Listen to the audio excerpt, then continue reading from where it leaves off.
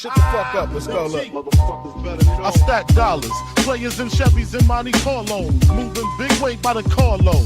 First you get the money, the power, then the bitches follow. Got a burner on my waist and it's still with hollows. You know the motto, swig it out the bottle. Got a couple model chicks and they love to swallow. Fill up my cup right quick, that's macchiato. And I don't care if you black, white, or eating tacos. I put that on my Tata Andres Delgado. Fuck around and end up in a cup of caldo. I let the 9 blow, running from the 5-0. Pistol on my side, so if you trip, you get your mind blown. I'm from the city where them winos run up to your side though. Empty out a clip and watch it die slow. Hitting the preacher, read the Bible. At your wake in the mistakes for trying to take the cake that I won't. Beauty valor, music the cure. Cause when I'm spitting on this microphone, there's never a flaw. Yeah, never a flaw. Never a flaw, cause when I'm spitting on the microphone, there's never a flaw.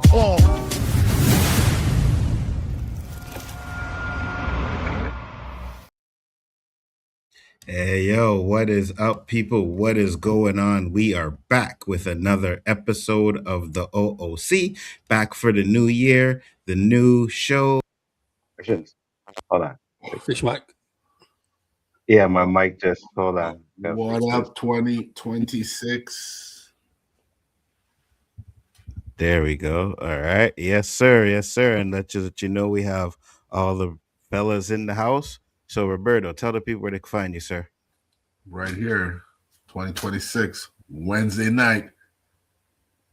First Wednesday in the new year. We're back and we're black. Yes, sir. Yes, sir. And now I know you guys have missed it, but we have the hype man, Mr. JG Shallon, is going to do his thing. JG, let the people them know, sir. JG Shallon, terrific, the undefeated, undisputed final boss of the third six championship, Shallon. Wee! Shout out Jim Kelly, martial artist, film actor, black guy, for those who didn't know. Yo, welcome to Primetime Wednesday night on the O.O.C. Those Nzo, a.k.a. the Abbott, the Osiris of the always telling the profiling, the Spliff King, the Professor of Ganja, alongside his co-host Roberto, a.k.a. Mr. 100, a.k.a. New Trouble. Mr. Benjamin Button himself, GQ. Jamaica's finest. No woman, no cry. You know what I'm saying? We're coming different, 226. I didn't know what I was going to say on it. Yeah, I know it kind of. That's how I kind of paused. Like, what's the yeah, the flow got a little bit messed up there, but it's all good. It's all good. First show of the year. New year. That's a good start right there. Facts. Might makes right. Thank you for popping in. Much appreciated. Welcome. Always a pleasure. You already know it's always a pleasure to have you guys in here chilling with us. But yeah, we got a couple of things to talk about today. What's that? Looks like some people forgot we're back. It's okay. They'll pop in a minute. I'm sure they'll pop in a minute. Say, there we go. There we go. Got a few more people popping in there. First, I want to ask you guys, how was your vacation, Roberto? Oh, you know. Just like every other fucking Montrealer, staying home because it's too cold. What? I wanted to ski. Wife said, maybe we could go skating. We were even thinking of going to Ottawa, skating on the canal. Mm-hmm. I skating in -20. Are you crazy? I'm not fucking 10 years old anymore. Facts. Said, are you on your phone? The image is skinny. Yeah, you're probably on the phone link one, Dandelion. If you click on the other one, you'll get the vertical one, the horizontal one. Yeah, so what about you, JG? Man, I don't know what a vacation is, brother. I don't know what a vacation is. I need one, but I don't know what it is. But it was all right, man. I spent time with family. Had a good 3-day weekend, which was great. Mm-hmm. I can't say 2026 started off great, but hey, I'm looking forward to it. I did see this movie though called Brothers. Got Aaron Pierre in it. I did not know Toronto got down like that. Yeah, they do, bro. Never seen it, but yeah, they do. It's on Prime Video. Check it out. Got Aaron Pierre. I think it takes place in Toronto, but I think they're Jamaican. I'm assuming because they always wear those colors and the flag in the background and stuff. So the accent was kind of, shit, but hey, it was a good movie though. Okay, so they were trying to do the Jamaican accents and it didn't go too well. It seemed like a Jamaican / Toronto accent. So you mean Jafaican? Basically, yeah. Well, the fact that JG could pick it off with the schooling that you and I have given him, it's nice to know he's educated now, that he knows when the accent is bad and when it's good, right? It was horrible. It was horrible. It was horrible. Because most people don't know that. Good to see you too as well, Dandelion. Thank you guys for popping in. Happy New Year, Dandelion. All the best. 100%. As for me, you guys already know that my holidays were not that good. So I just want to take a little bit of time here before we really start and, talk about my brother, because people don't realize how much he meant to me, even though like in the later days, we really didn't spend as much time as we did when I was growing up, of course. But man, I could tell you that this guy protected me without even knowing he protected me, right? Because I remember when I got to high school, I went from, and maybe Roberto will know this, but I went from being the bullier to the bullied, right? And I'll never forget one day I was in school and dude came up to me and was like, yo. He said, Chris is your brother? I said, yeah, Chris is my brother. I kid you not, from that day, no one fucked with me again. I was good. You know what I mean? I was good. So just because they knew him or knew of him, whatever, no one really messed with me at that time, I mean, one time when I was younger, this guy, we were outside, right? There's this, I guess he was kind of Spanish. His name was Spiros, right? Guess Spiros would be a Spanish name. Or Greek. Or Greek, yeah. Possibly Greek more than anything, Roberto, right? Right. So he was drinking a Dr. Pepper. And I remember back in the day, you used to have those Mad magazines, right? And they made a little skit on Dr. Pepper and they called it Dr. Pooper, right? So it was me. It was Mission. Mission was there. And a couple other people were there. So he was drinking. I was like, oh, Dr. Pooper. And this motherfucker was like, oh, yeah, like your father. And I was like, oh, yeah. Okay. That cool, shit used to get thrown like paper back in the day, huh? What? Insulting your father and your mother. Oh, yeah. 100%. Oh, my God. 100%. Fight. 100%. So now, obviously, I'm the youngest one there, right? I'm a young kid. Like this guy, these guys are older than me. They're all teenagers at the time, right? So I told my bro. Well, I told my dad first. My dad told my bro. And I kid you not, the next day, that dude came to my door, right? Because where we lived in the building, I lived on the first floor. So we had the balcony right there, right? So he came to the balcony and he literally apologized to me and my dad. And my dad wasn't even there, but he apologized to my dad because my brother went and told him, like, yo, the fuck you doing? You know what I mean? And yeah, so he apologized to him for that. I got so many stories. 16 years old, I was going to the clubs because of him. You know what I mean? Like he said, hey, can I take Hanzo to the club? Yeah, sure enough. Boom. So we went to the club. Parachute Roberto. First time I went to the club was up there with him, Yeah. So I was able to do what?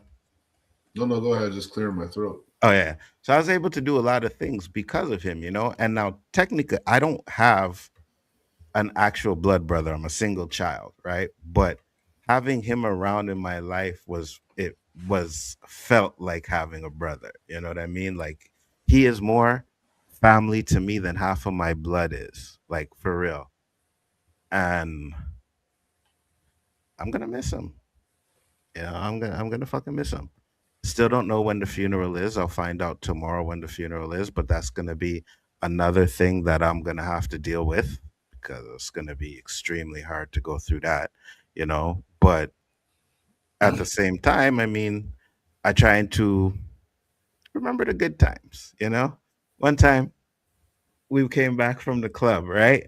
You come back from the club where you need some grub, right? You need food, right? So we didn't go we came home and we took it. There was a chicken in the freezer, a whole chicken. Boom. We cut that shit in half. Boom. Threw that shit in the oven, right? Baked that shit. 3 o'clock in the morning. By the time it was like an hour, hour and a half, that shit was ready. We scoffed that shit down and went to sleep. Boy, if I tell you, Roberto, at 6 o'clock in the morning, my dad popped into that fucking room like he was a drill sergeant. You motherfuckers get up right now and go clean up them fucking dishes. Yeah, I can imagine. But guess who had to clean up the dishes? Not him. I did, right? I had to get up and go clean them. So this nigga was still sleeping in bed, and I'm about 6 o'clock in the morning. I'm still kind of fucked up from the club, and I'm doing the dishes, right? So it was crazy. It was some fun times with him, man. And you know, Christmas Day will never be the same for me, to be honest with you, because I'm always going to remember the fact that I actually lost him on that day. So that's what makes it even that much worse, you know. Yeah, this is not a time to be down. This is supposed to be a time for family and thinking about, you know, Christmas dinners and all the stuff that's coming on Christmas Day, the basketball, the football, and then you gotta fucking now every year it's gonna be like, oh yeah, well, I just lost my brother on this year. So for me, it's Thanksgiving because I lost my father on Thanksgiving, and now Christmas. I lost my brother on Christmas. So I'm gonna have to think about those on those holidays. Now I know he'll want me to enjoy them, you know what I mean, have fun, but I still feel like I didn't do enough, you know. And people say, yeah, don't worry about that, you know, you never know. No matter what you did, probably things wouldn't have changed or whatever. But at least I know I would have tried, you know. And at one point we had a little falling out, then we made up. You know, I called him up and I'm like, listen, don't worry about that. But when I called him up, he kind of told me some of the stuff he was going through and what he was dealing with. And I should have took more initiative to help him out in that situation. I told him, I'm like, listen, if you need anything, whatever you need, just call me. Like, you need to go, someone to go to the store for you and get groceries or whatever, I will do it. Just call me. Like, I don't live far from you at all, you know? So, but, you know, you can see, and I'll say this too before we move on, because I know a lot of us out here, especially us black men, like, we barely live to be 65, to be honest with you. You know what I mean? Like, we lucky if we get to that age. He was 58, so he didn't even get to 60, you know? But even though he was going through, or maybe not telling everybody what he was actually going through, we, and I say we, me included, we have eyes and we can see, right? So even though he wasn't telling us, I could see that he wasn't the same after he had his cancer operation. And that's where I feel like I should have did more. But I'm trying not to beat myself up on that. But at the same time, you can't do that, you know. You like I said, everybody handles death differently, you know, and the leading up is nothing but guilt. But know that you didn't end in a bad situation with him. Yeah. If I didn't make up with him and this had happened, I would have been in a lot harder place than I am right now.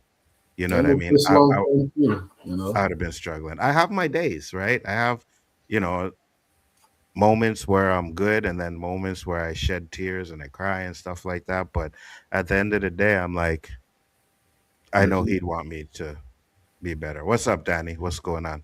Glad you're here, Danny. I got a video for you that I wanted to show because you say we always don't do this, but I got a video for you. So stick around. It's gonna stick around there, you know. So that's it. And I appreciate everybody that has reached, because I did a video and a lot of people that follow me commented in the video, and a lot of friends on Facebook have said, yo, you know what's up? If everything is good, I appreciate that. I'll send you the link, Danny. Cool. Said, you know, that I appreciate everybody that messaged me, you know, Dandelion, you too, and everybody. So I'll never forget the the support you guys have given me during this hard times. But I gonna tell you this, I'm gonna need it again. I don't know when that funeral is gonna be next week, but it's probably gonna be sometime next week, and I'm probably gonna need it again for that, because that I'm dreading. I'm dreading the funeral, like for real, dreading it. Good times. Like I said, all I remember of Chris was I felt like I saw him every day growing up, you know. When I was in elementary, he was around with, with all of his boys, Gary and them. Yeah. High school, he was around. I don't know. I know he didn't go to the same high school as me, but I felt like I saw him every day. And every time I saw him, all I can remember is his smile. I think you guys would have got along, to be honest with you. I think I cannot say one bad thing about the man. And I like if we sparred that much in the same vicinity, like I could say with his crew, his crew that used to hang with the two Garys. Yeah. Who was it? Nigel, Gary Hill, Nigel, Sparks, all of them. There's a whole bunch of them. Yeah. I had a little beef with more or less all of them at one point of growing up. Never Chris. Never. Like if someone were to say something, I'd say, nah, that ain't him. Yeah. He was never into any of that trouble. I'll tell you this though, one time though, because they tell me this story all the time. I don't remember, something was with some dude and he was like knocking on their door, whatever, or bothering these guys or something. And the Chris was like, oh yeah. I said, hold on. And he went in the house and boiled some water and licked the man with the boiled water. And I tell you, the man never bothered him again. You know what I mean? So he had his moments where he would go and to be like, F this and do what he had to do. But at the end of the day, they're right. He never really got into all of that mess. What's up, Danny? Hey, what's up, man? How y'all doing? Doing good. Just doing a little remembering about my bro, stuff like that. So, and I'm glad you're here too, because there's another thing. It wasn't a topic, but I was watching this video, all right, with Gorilla. You know the rapper Gorilla? Gorilla, yeah. She was getting arrested for drunk driving, right? So they did all of the tests. They did the eye test, the walking test, and all of that. And then after that, it looked like she passed for my eyes. It looked like she did good. They asked her to do the breathalyzer test. So do they, like, after you pass the 3 tests, they give you the breathalyzer? No, it shouldn't. Well, some states differ from state to state. But we do the field sobriety test. The test for eyes is called a horizontal stage nystagmus test. And you can't beat that one, because if you're impaired, your eyes is going to twitch a certain way, and they're trained to see that. But usually they do the touch your nose, like this right here. Yeah. And, the footstep in front of your foot. Yeah. And they'll do the one like put 1 foot 6 inches high and count to 30. If you pass all of those, and they usually send you on your way. I've never seen nobody. We've never done it in South Carolina where you take a breathalyzer on the side of the road. You take it. Okay. If we decide that you're impaired, then we arrest you and take you to the breathalyzer machine at the police department or the station or the jailhouse. Then if you blow, then that's when you're formally charged. But say, for instance, you're still exhibiting signs of impairment and you don't blow, then it might be drugs. Then we can take you to the hospital and get a drug test. So here's another thing too, right? So after they did all of that with her, and they asked her, do you want to take the blood test or the breathalyzer test? She said, what I do, right? Like, what's that for? And it's like, oh, it's just to find out what levels.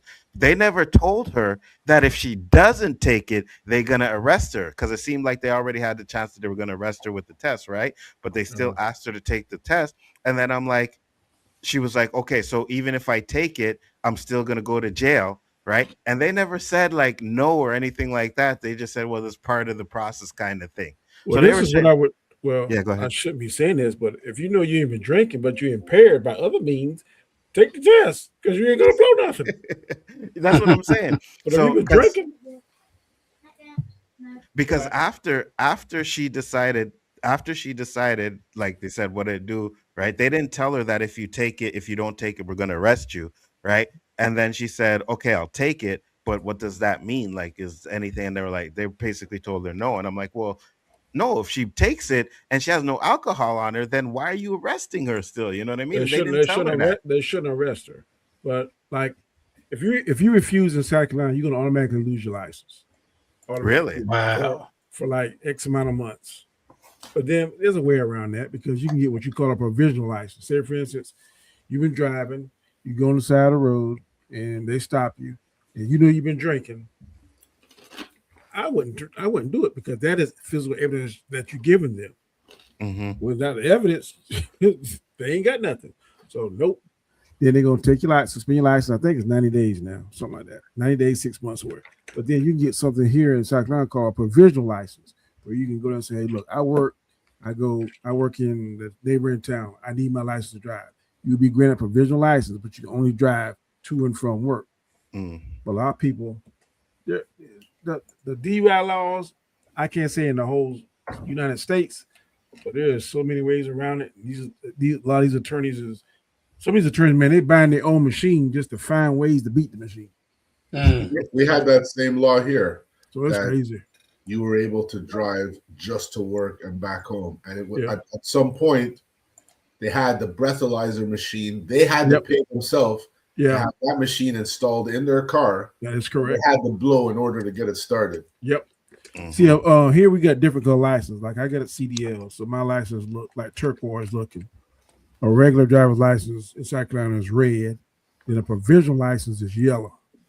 So we can look at the color and immediately say. And then if you got a permit or ID is green. No, a permit, the information is on there vertical.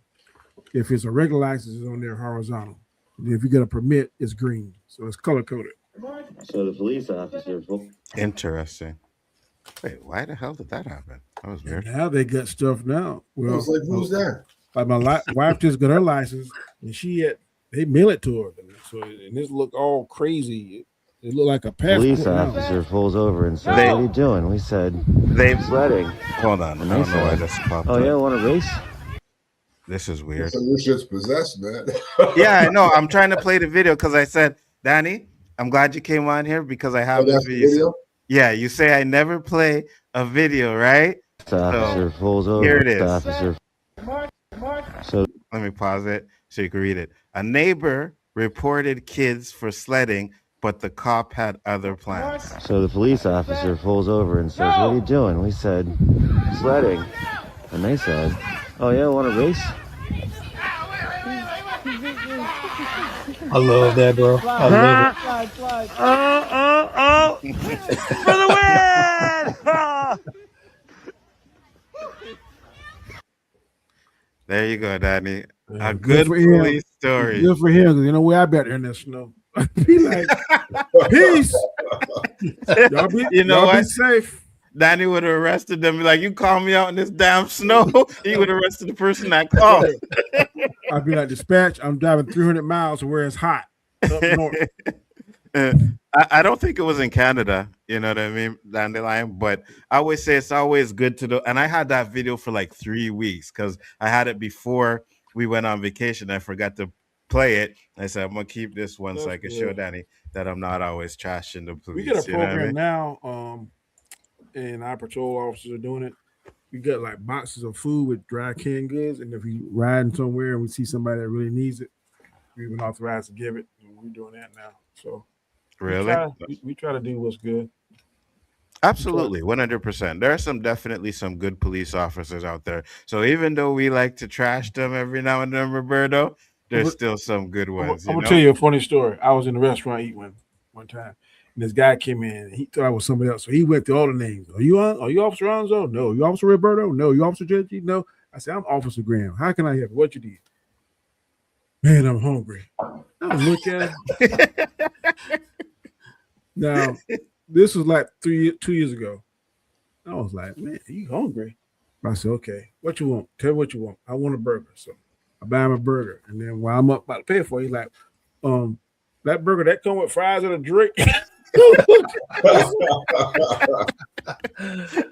I said, man, you want fries and a drink? Tell me what you want. I'm going to pay for it.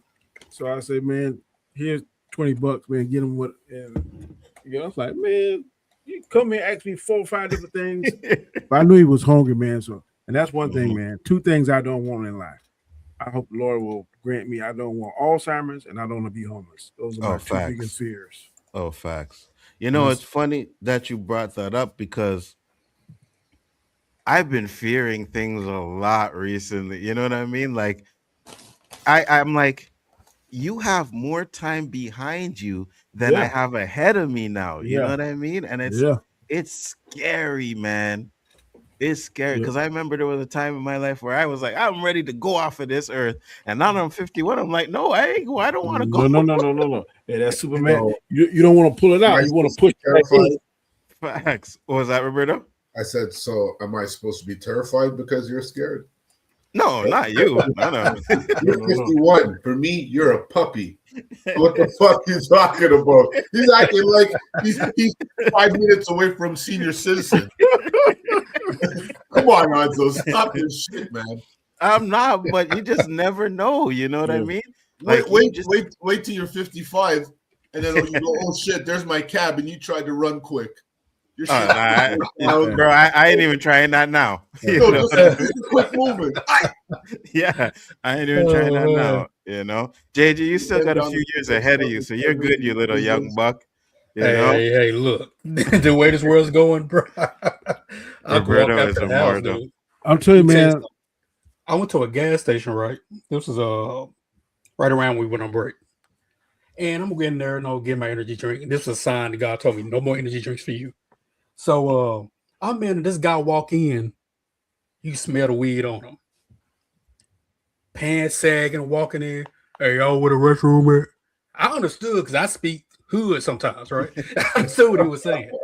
The guy at the restaurant, he was an Egyptian guy. He was like, well, what'd he say? What'd he say? I said, bro, you see, you got a gun with a switch on it. Don't say shit. I got you.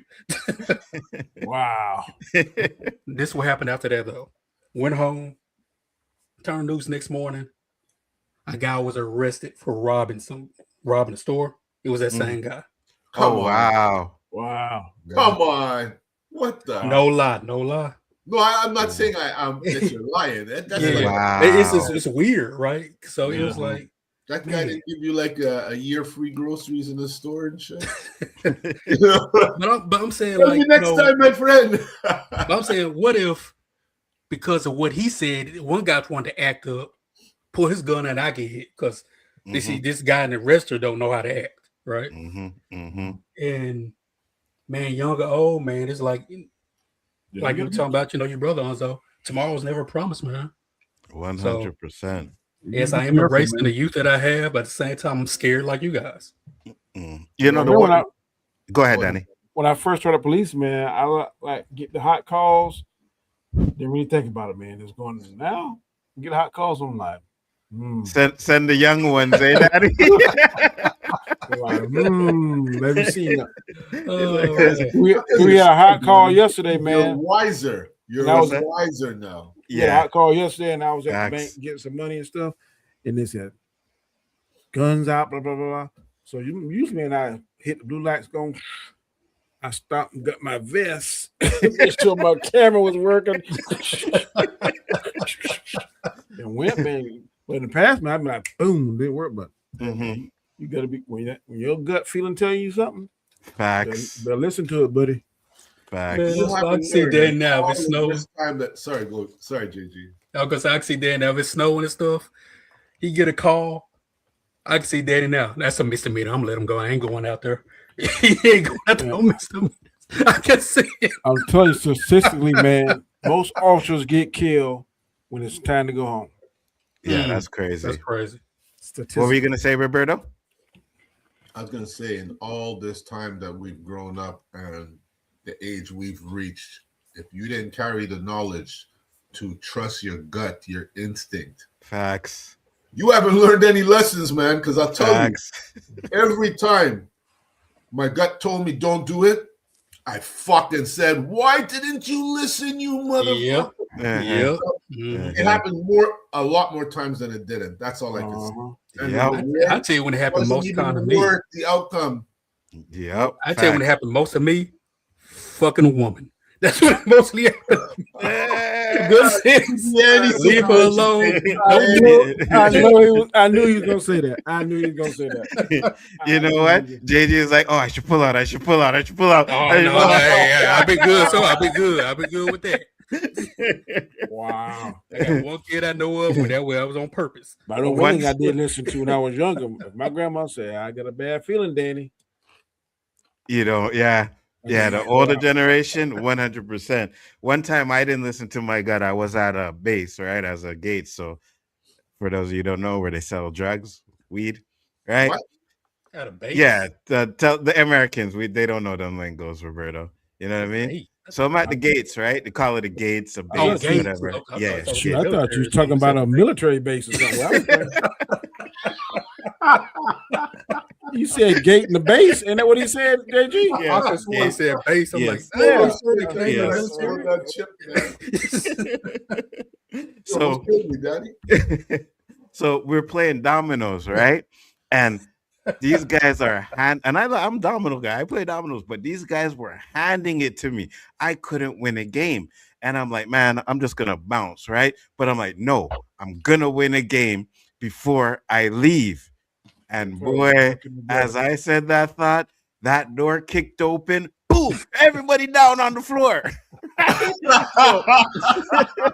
so I'm sitting at the desk, and I'm kind of in shock. Bro, I'm in shock, right? I'm like, what the fuck? And then I see the cop come in and grab the dude that was sitting on he was sitting on the counter because it was like a one room apartment. So the kitchen was right there where you come in the door. And the dude, everybody froze. And the cop grabbed him and threw him on the floor. I kid you not, I jumped right on the floor. Boom. My hands were behind my back. I was on the floor like this, bro. You know what I mean? I'm complying. Yo, Facts. It's so funny because I have two situations I said, you done fucked up, right? I was at my boys and I knew he had his whites. But every Sunday, Americans, what does that mean? We'd link up I don't know what that football. I'm watching football and he's sleeping. And this was in Verdun. He's sleeping. I'm like, man, I should just fucking go home and watch bounce. But it was the Giants and the Redskins. And I was like, he was a Giants team. And I was like, nah, Jay, I ain't leaving. You know what? The doorbell rings. And I tell Ruxpin, yo, go check the door, man. Watching the game. Now, it was set up like there was like a wall here, a doorway, and you can see the front door if you lean back, Mm-hmm. I lean back to say, yo, you check the door? And he had stained glass, and I could see these shadows there. I was like, what the fuck?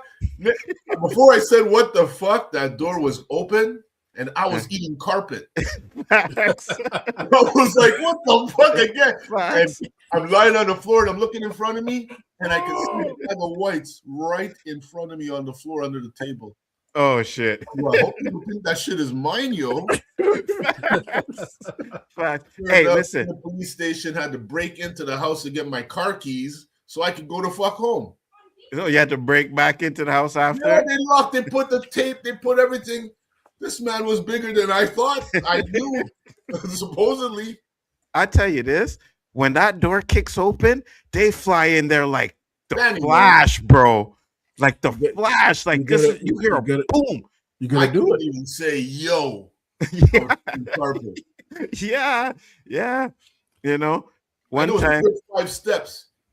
A good 4 or 5 steps between me and that door. Yeah, 100%, brother. The way they come in, it's like you hear the boom, and next thing you know, you're on the ground, right? It's like no joking. And I'm gonna tell you, man, you listen to music to hype you up too. Oh yeah, really? Yeah. If you going something like that, you listen, man. Public Enemy, something. You're gonna get yourself hyped up and get your mind right. I'm telling you, I've seen it hundreds of times. You remember that arcade on the carry? What was it called? Yeah, Jack's. We're chilling there. But oh yeah, that place used to get busted all the time. But nothing happened there. We're chilling. Then Benny goes, "Yo, I have some liquor by me in the West Island." I'm like, "Oh fuck, I don't know, man. I have a call back at Ford at 7 a.m. Yeah, just come have a few drinks." Rodney's yeah, let's go. All right, let's go. We fucking leave there. I see, Edward Montpetit when you go down the ramp onto the carry. Mm-hmm. Something's telling me, just go to the right, man. Fuck it, just go home. But then, let's go. We go down. As soon as I reach the highway, I look left to make my signal to go. Roadblock. The fucking car starts spinning. Oh shit. I did 360s off of the wall. While we were spinning off the wall, I saw my bumper fly off and go on the northbound side. We're going south. No, we're going north, and it went on the southbound side. Shit. We ended up sideways in the middle of the highway. Oh fuck. And when the QPP came, he said it's notorious for black ice there. And if traffic minute and a half behind you, Rodney was dead because we ended up sideways. And you know the carriers. Yeah. You in the Mustang? Yeah. Had that Mustang 2 fucking weeks. Oh, really? I was back on the bus, man. Man, I was the sorriest black man in Quebec. Facts. Just to have a fucking drink. I know that's I'm driving if I fucking made it there. You definitely gotta follow your instincts, man. Cause I remember one time, another time, right? We're in another Gates, right? So whatever, we chilling there at nighttime, and this time, like we always watching the window, right? We sitting in front of the window, see who comes in, who coming out, all the traffic, whatever. So I'm sitting in front of the window, and I kid you not, bro, I seen like a line. They were like in marching order, running into the place, bunch of 5-0. I'm like, oh shit. So I jump up and there's a bunch of people in the back and playing dominoes or whatever. So I'm like 5-0 and I book it. I leave the spot and I'm in the building now. I can't go out the front door because they coming in the front door. So I run up to the top floor, right? I get up to the top floor and some dude was one of the dudes that was sitting next to me watching window came up with me, right? I'm like, fuck, what am I going to do? What am I going to do? And then all of a sudden, this woman opens up her door and it's like, what's going on? Right? Just open up her door. And I was like, oh, there's my sign. And I pushed her out the way, ran through her house, went to the back door because I know the apartment because my friend used to have a place in there too, right? So I knew the apartment. So I ran through the apartment, went to the back door, opened up that back door, ran down the stairs and booked it, right? When I got to the bottom floor, like in the backyard, right, I was gonna run to the direction of my house. But when I looked over that way, I seen a dude in there with a flashlight. So I'm like, can't go that way. So I ran the other way, right? And it was like the building right behind KFC on Plamondon, on Barclay, right? So I booked it from there, ran straight to the metro, and was gone, bro. And was gone. And I'm like, yeah, man, you get these vibes in you that tells you shouldn't be in certain spots. You better take that advice, man. You better take that advice. So I tell you, I always go with my instinct now. And I feel now, especially at this age, we're at the fuck it age, right? So it's like if someone says, yo, let's go do something and you ain't feeling it, fuck it, I ain't doing it. You know what I mean? There's no like, second guessing or anything. It's like, nah, I ain't doing it. My dad told me don't go, I didn't go, and something happened. Facts. And then you don't want to have that happen at an old age. You know what I mean? Like now I don't even think about it. I ain't going. Yeah, that's it. Is it? Like, hey. Like, you might as well call me a hobbit, man. Mm-hmm. I ain't doing shit if it ain't golf and chilling home. Same here. Occasionally you go out, have a few drinks with the wifey, whatever. Yeah. But go other to than that, house, barbecue, club, what for? Mm-hmm. So some fucking guy could bump me and I gotta get PTSD. Facts. I'm an old man now. I have no business in there, man. Christmas party at work, they were talking about going to the club. Let's go to the club after. I'm like, nah, bro, I'm going home. You know what I mean? I'm getting all the stories the next day. I was just saying, yeah, that's why I didn't go. Facts. I'm going home. I ain't bothering with that anymore. I don't need to be going out and having, annoying club kind of vibe anymore. I just don't need to do that shit. So, yeah, guys, we are officially old. So, old Some younger. But like Dandelion said, she said, Roberto, you're immortal. You know what I mean? No worries. Facts. You know what? I'm blessed. I'm thankful. But like I said, this shit don't come with a manual. Facts. And you're too embarrassed to talk about it. So unless you're with a group of old men or old women, and you start addressing your shit, you're just laughing because they go, me too. Facts. Me too. Facts. But nobody's talking about that shit. Yo, Nzo. Facts. You know I love my hats, right? I have so many hats that I have to put them up above where my wife and kids can't really get in the way with them, right? I reached up to get my hat. Like I took 2 body blows. My fucking shoulders. Bruh. What's this from, you know? What, all the wear and tear growing up, playing football, no equipment, and hockey with no shoulder pads. Nobody told me that. Facts. Bruh, I was lying on my couch and I went to just stretch my leg. And then I felt that thigh muscle bubble up. Like you pull that muscle. And I was like, oh my God, I pulled the muscle stretching my leg. I pulled the muscle. Yeah, I know exactly what you're talking about. I'm younger than you, so I'm worried about when I get to 60. You know what I mean? Well, pull a muscle getting out of bed and shit. Advice. If the gym or being active wasn't part of your life when you were younger, your body could rescue itself per se. As you get older, if you don't stay a bit active, it seizes on you. Yeah. I started back at the gym about 2 months ago. I'm going down 3 days a week. Let me ask you a question to cut you off, Danny. Do you not feel better? Oh yeah, I feel much better. It's because go ahead. When I was younger, I could. I guess I just weak, man. I hate being that sore and all that kind of stuff. Now the soreness don't bother me, but one thing I can't do, like when I was younger, I could just go in there and start without warming up. If I don't warm up now, it's bad. It's bad.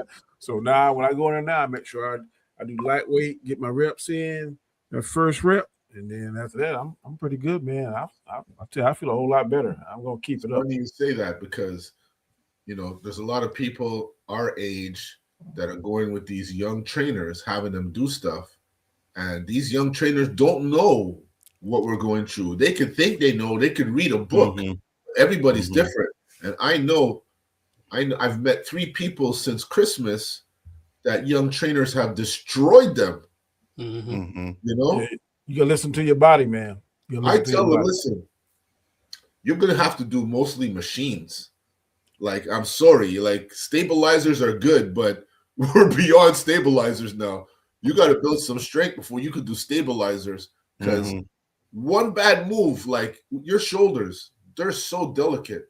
Like you can just stretch half an inch too much, and you're F for life, man. Like I can't bench press with the bar, but with the dumbbells, I can bench press. So I use the dumbbells. This is why I say, Danny, because not only is dumbbell better for you than the barbell, but it's safer. Because when you do a barbell, you see everybody. Obviously, your weaker arm is going to reflect when you're pushing up. Yep. When you do dumbbells, it's individual strength. So at some point, your weaker arm will catch up to your stronger arm. And when you go back to that barbell feels like it's like going from a snooker table to an 8-ball table. Yep. That you'll grab that barbell and it'll be flying out of your hand. It'll seem so light because now you got equal strength. I tell that to people all the time, but they want to buy these stupid apps and have all these stupidities swinging on the bars like they're having a seizure. I say, I can't help you, buddy. I can't help you. Good luck with whatever you're trying to do. I think I was trying that kettlebell workout too. That seemed like something I think I can do. I can't mess with them, Danny. No, I'm young and I can't mess with them it. young people, man. I don't want it either. Little 15-pound kettlebell sometimes. You better watch you out. swing that thing the wrong way. The minute you think, oh shit, that 10-pound is light now. And then you do that movement, like I saw this thing, do this for 2 weeks, and you'll see a difference, you know? Man, I was doing the movement with no kettlebell. I was like, I don't think so. I guess that ad wasn't for me. I'm gonna find another resource, man. Oh, that's funny. Dandelion said, "Warming up is good when you're young too. Prevents the damage you feel later in life." Oh, I'm telling you, if I don't warm up now, it's a bad day, buddy. I say stretching is essential. Facts. Not enough people do it. Yeah. Like I could tell you honestly, I've been in the gym a long time, and it's very rare that I see someone that is muscular in the section of stretching. Almost you'll almost never see it. You'll see someone who's fit or women over there, but the muscular guys never. Now walking helps too, man. I used to sneeze at walk on kind of snicker, but hey, walking? Yeah. Oh yeah. Oh yeah. I do. I walk all the time, man. Shit. You know, I still, especially in the summertime, because I don't live far, so I walk to work, walk home, and stuff like that. You know what I mean? I've done it many times, so the walking is good. When it's like pouring down raining. What do you mean? I won't walk that day. You know what I mean? I just asking. Yeah, I won't walk that day. Or in this winter? No fuck away. Absolutely not. No, I thought that was happening though. I thought 17 degrees below was we said 7. We said 7. Well, I thought that was chunk change, but the Americans. Let me tell you, Danny. It could be minus 12 outside, Danny, and I'll be driving with my window down. To be honest, not to show off or anything, but if there is a little bit of wind, I'm not even going outside, let alone my window. That wind makes a massive difference in the temperature. Yeah. We had 2 days like that last week, and that was like, boy, ooh. You know what I'm saying? I went to take the garbage. I was like, what? Facts. I was debating whether I wanted to go to the store, and which is around the corner, just to get a drink or something. I'm like, you know what? I don't know if I really need. Listen, what's Uber got going right now? Because I don't want to leave this house, bro. Yeah. I like to smoke my stuff because to each their own. I didn't smoke that day. I said, the cold kept I'm not smoking fine. I ain't smoking. Hey, let me tell you this, Danny. If I had to work on one of those days, I wasn't going to work. I took the day off. Especially I know it's like during the holidays and stuff like that. Like, oh, you're coming into work today? No. I'm not coming into work today. I'm sorry. Not doing it, you know. Now, tomorrow is supposed to be a nice day. You know what I mean? Right. Tomorrow and Friday is supposed to be nice days, like positive weather type days. I'm like, okay, give me 2 of these days for now because I know what's coming after those 2 days. Oh, so 10 degrees is good. 10 degrees? Yeah, I could do 10. I mean, like 10, 15, 20, no wind. That's good. That's a good day. Yeah, I could do that. Yeah. Minus 10. Yeah. And no wind. You see, Danny sent that little message. My jacket open. And my wife told me it was minus 9. I said, no way. It doesn't feel like minus 9. Yeah. There was a couple of days like that. There, and we ain't even having this conversation. Yeah, no, because Danny sent that message where he's like, oh, it's really cold. And he's like, it was like 30 something or whatever he said it was. And then I Googled it and I'm like, that's +3. What? Yeah. Like what? Maybe in Canada it don't, but here water freezes at 32 degrees Fahrenheit. So if water freezing, I know I'm not taking my butt out there unless I absolutely, positively have to be out there. That's when the crime rate goes up. It can go up or it won't. You know what's funny too? Because I forgot to bring this up too. I was watching.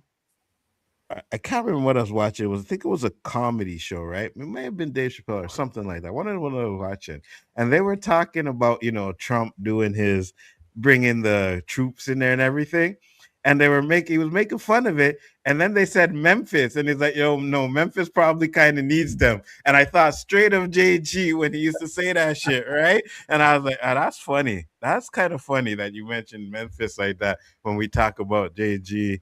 How is it over there now, though, JG? Is it better? Well, I'll put it like this: we still have crime. Of course, you can't stop that. I think last couple of days ago there was a shooting at a restaurant. It was Dave, yeah. And crime's gonna be there, man. Yeah, it's gonna be there. But as far as gonna get sick, see, this is the thing. People like, oh my god, how did you catch this cold? Like, what the fuck? The common cold's been around forever. But see, this is the thing. The crime does seem like it's going down, but I question: are they just not reporting the crimes that are happening? Yeah. Good point. That's my big thing right now. Suicide is going up a lot too. We had 2 in 1 really. Night. Oh my lord, it's going up like crazy. Especially when it's young men. It's a lot of them. They're taking themselves out like crazy. That's kind of scary too, especially when you notice like there's these young cats that are doing it. You know what I mean? And I don't know, man. I know at one point I thought about that. I was in my 30s when I was going through my depression and stuff like that. But you know, I always tell people like, man, no matter what you're going through, it'll get better. You know what I mean? Like life has ups and downs, right? And right now you're in a down, but give it time. You can only go up. You can only go up from there. You know what I mean?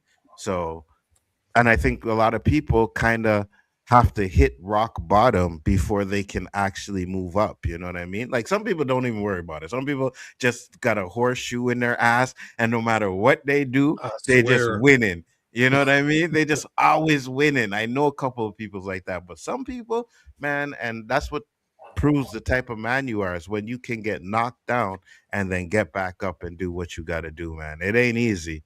It ain't easy at all. Comment on Dandelion. That's why I don't own a dog, because I remember them days. Oh yeah, me too. Go in the backyard. Oh yeah, and I don't have it. Yeah, you come back when you're done. And that's what I used to, because when I lived on Barkley, that's what I used to do. I used to just open up my back door. Dog would run outside and do his thing, come back in. I don't have that anymore. So there was no way that when I think about getting an animal, there was no way a dog was even an option, because I'm not getting up at 6 o'clock in the morning. First off, I can barely get up in time to go to work. Now I got to get up 6 o'clock in the morning, and I got to walk this dog in the cold before I come home, take my shower, and get ready for work. Oh, hell no. Hey, man, there's times I went, opened the door, Chiba went, and came back in. Yeah, bro. So yeah, bro. Hold that shit in. Yeah, bro. 100%. So what up, Tony? What's good, brother? Thank you for popping in. Much appreciated. So even though Danny likes to make fun of us and we talk about the cold here ain't no joke sometimes. It ain't no joke. So I mean, well, better than me, because I don't do well with cold. The older I get, the worse that is. So. You know what? Sometimes it gets so hot down there, you don't want to be outside. Oh yeah, 100%. Yeah, I think the heat down there, I would have a problem with. I'd rather the heat than the cold, because unless your air conditioner's out, you ain't. Yeah, I ain't never suffered. We got heaters in the house too, Danny. So unless your heater is out, you know what I mean? Yeah, but someday that food gonna run out. You might run out, like you said. You want to go just for a drink? You talking about no? No. I want to drink. Listen, you got to the point where I have to wear jogging pants under my jeans, because that wind can be piercing if you're not wearing something underneath your jeans. I hate long john bottoms, so no, I don't want. I don't like long johns either. That's why I wear jogging pants. You know what I mean? So. This is Long John country, yo. Yeah, I'm telling you, the whole undergarment, even the top part. I get those coats with the heaters and stuff in them, because I don't like feeling that cold at all. Facts. I've seen them. We don't have them here. I don't even know if you can buy them here. I know you can buy them on Temu if you want, but I wouldn't trust buying that heated jacket. I have the gloves and stuff. Oh, you have heated gloves? Mm-hmm. Yeah. Yep. You have a heated jacket, Roberto? Heated what? A heated jacket. That's what Danny was asking. Are you serious? Yeah. That's all. I can catch you on fire. Look, that's what I'm saying. They got like a berry pack in there. They got burn that run through there. I don't those heated gloves, heated socks. Nah, Dred. Shoot, I'll be killing it with it. I have heated socks, everything. Anzo said he don't need no damn dog exploring his house and finding his stash. Well, if the dog's able to find my stash, then good for him. You know what I mean? That's a dog that I'm going to take on the road with me because I know I'm going to make money if he can find my stash. Dandelion seed. Funny when they do. Trust me. Facts. Heat is worse. You can add layers in the cold. When it's really hot, you can escape the heat. AC is uncommon here. Not here.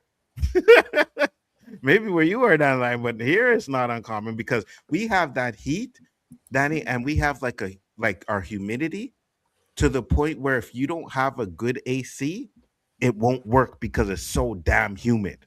You know what I mean? That's a big problem too, as well. Like I think the humidity is way worse than the heat. We get Miami humidity.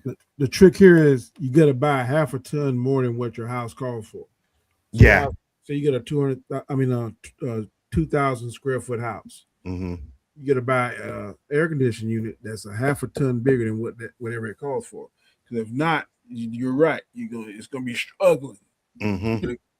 During the humidity. Mine now is, I think, 15,000 BTUs, and it does its job, but I think I could go a little bit bigger. You know what I mean? I think I could go a little bit bigger. So that's crazy. So Montreal heat is the worst. Yes, it is.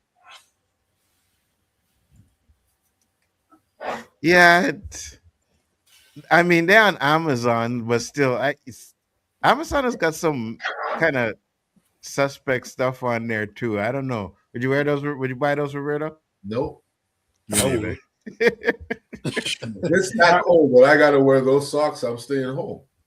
Facts. What the fuck?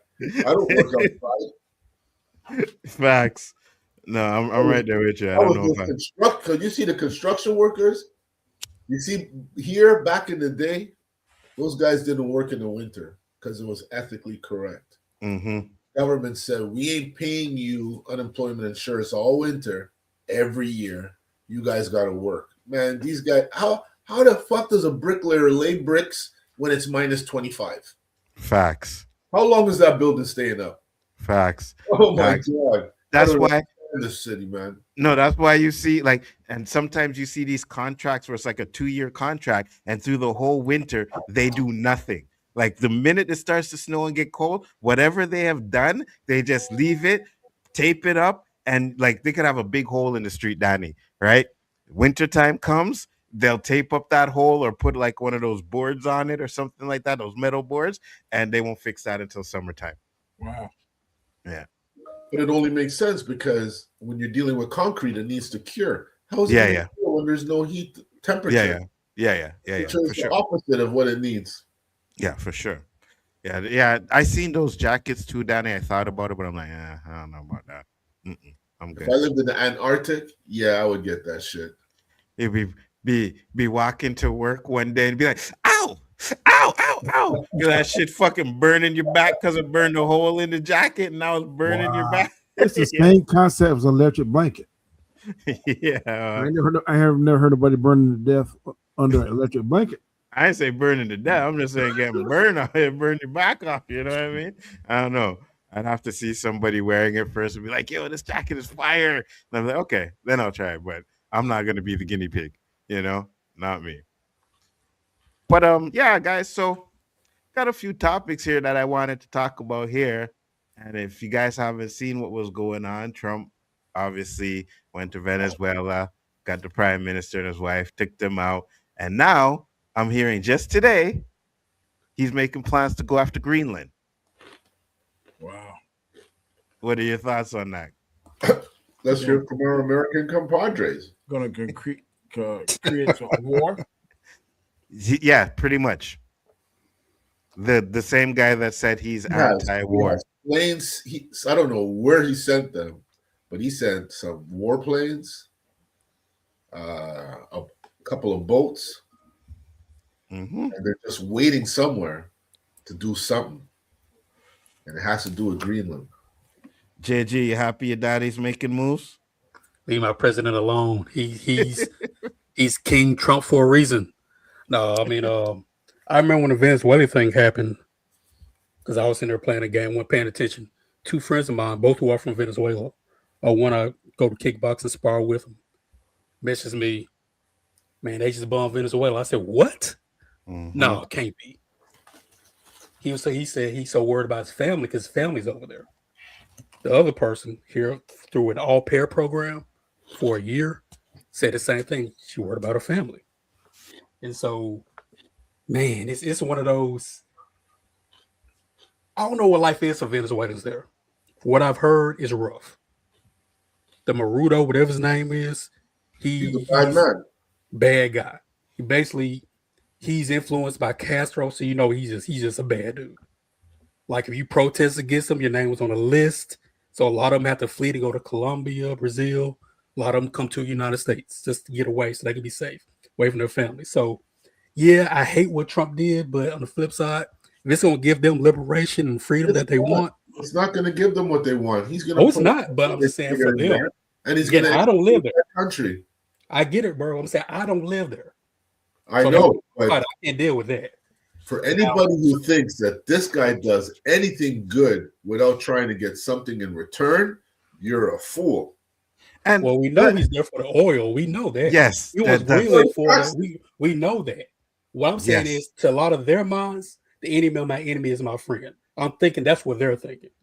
But this is another thing though. And I have conspiracy. The whole time we're worried about the Epstein files, this was all in the works. Yeah, 100%. What? 100%. Remember, China and Russia was saying, "Don't touch Venezuela." I haven't heard them say anything. Because Trump's always talking about a deal. I can almost guarantee Trump told Putin, "Hey, you can have Ukraine, China, you can have Taiwan. Let me have Venezuela and Greenland." Because now he's going after his. And Greenland. Now, I guarantee that's what's about to happen. I want you guys to hear what this clown has to say. Yeah, Andrew Tate. Listen to this shit. What else does America need to take? Well, wait, why is it playing like that? That's weird. I think you got his ass whooped. You don't need to be talking about anything. Let me see something. Hold on. Something's weird. Can you guys hear it though? Yeah. Oh, you guys can hear it? Okay. Canada? Guys, I've been hating on Canada for a while.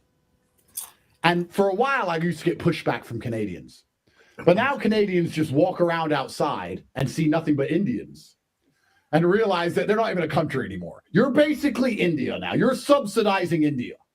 That's the only reason you exist. And I know America has its problems, but let's be honest, Canada and Canadians. None of you could have ever done anything as gangster as what Trump just did in Venezuela. Ever.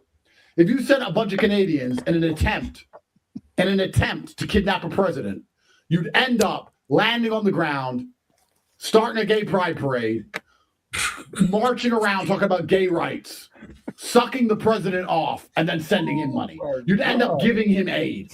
You'd turn up to kidnap him, and within 5 minutes, you'd be like, we'll send you some Canadian dollars. Because you suck. Join the American empire. Cut the bullshit. You're not an independent people. You've already been conquered by India. Do you want to be conquered by India or America? At least Trump can stop the Indians. You people ain't doing nothing. Canada is ours. Just whenever you cut your mic off, it's not like that. So when I cut my mic off, you guys, you didn't hear it? No, when you cut it off, it doesn't sound like it's echoing. Oh, it was echoing. Okay, I got you. Yeah, so what do you think, Roberto? He's an idiot. I don't know who that cat is, but he's entertaining. Andrew Tate, he's a clown. Hold on. Idiot. I got another one. Canada is officially. Let's watch this one, and I'll cut my mic off so that there's no echo as well. Hold on, let me mute my mic first.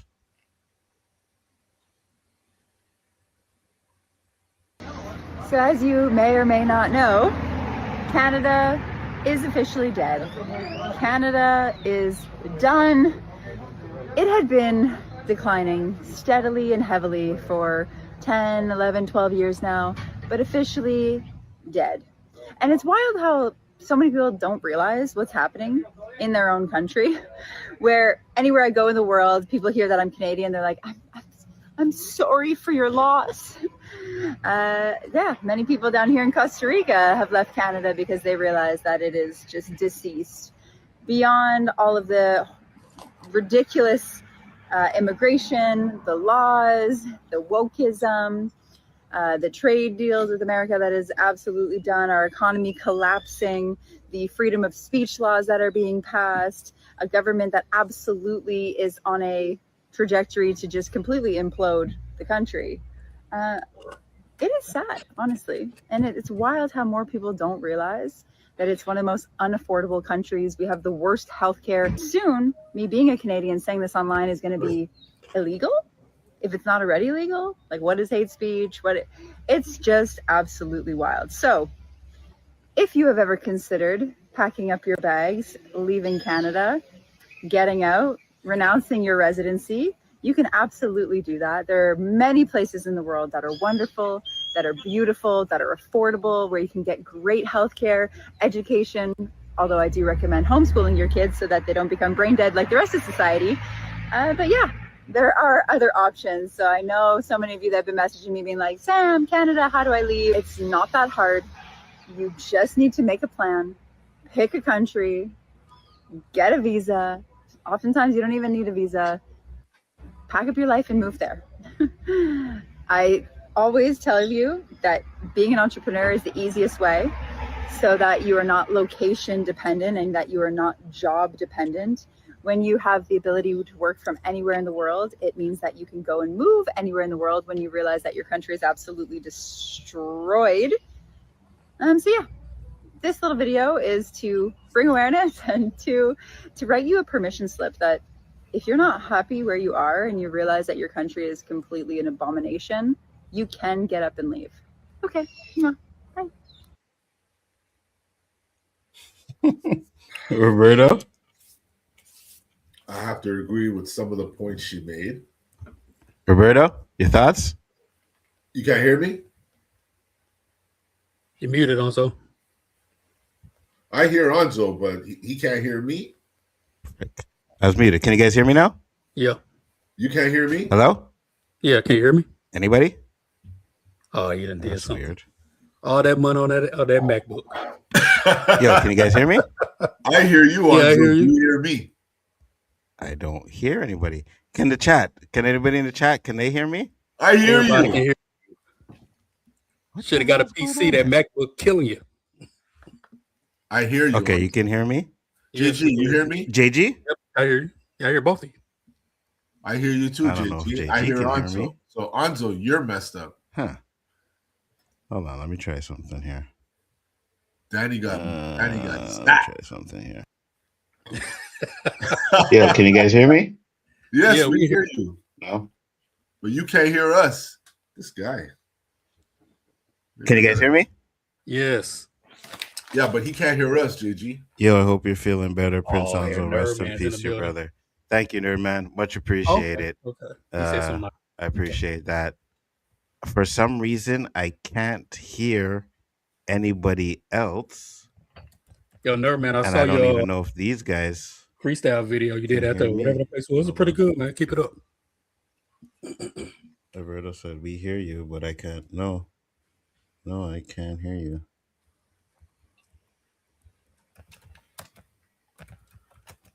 No, I can't. I'm going to come out and come back in. Guys, JG can hear you too? Okay, so you guys talk. I'm going to come out and come back in. Oh, thank you, Mike. I appreciate it. I'll be right back. His computer's messed up. I bet that MacBook costs about $2,000. He can't get the sound right. I don't was know looking with Apple. I don't either, dude, because I was looking some up, thinking because my wife has one. I'm like, let me check these. I saw the prices. I said, nope. You know what I mean? Nope. And then Yo, can you hear us? Yeah, I can hear you now. I can hear you Okay. now. Just fix and it. then they had an MacBook, man. upgrade, Take and the then your PC. computer has to you have to change your computer. Yeah. What's that? Talk about that weak ass Apple you got, that MacBook you got. You need to suck my big black one, all right? What happened to your screen? Because you're on the vertical one, Nerd Man. If you go to my channel, you'll see the horizontal one, which is the normal one. This is just for people that watch it on their phone, that they can watch it on their phone in that one, you know? But yeah, so Roberto, what are your thoughts on that video? like I said, she made some valid points. The cost of living is fucking ridiculous. I agree with that. Healthcare sucks shit.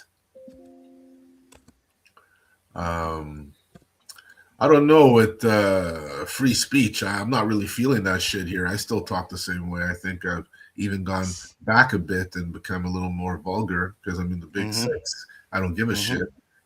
You know, I say the biggest perk about getting old is you can be grumpy and people, they're okay with it. Because grumpy old man. Just, you know what I mean?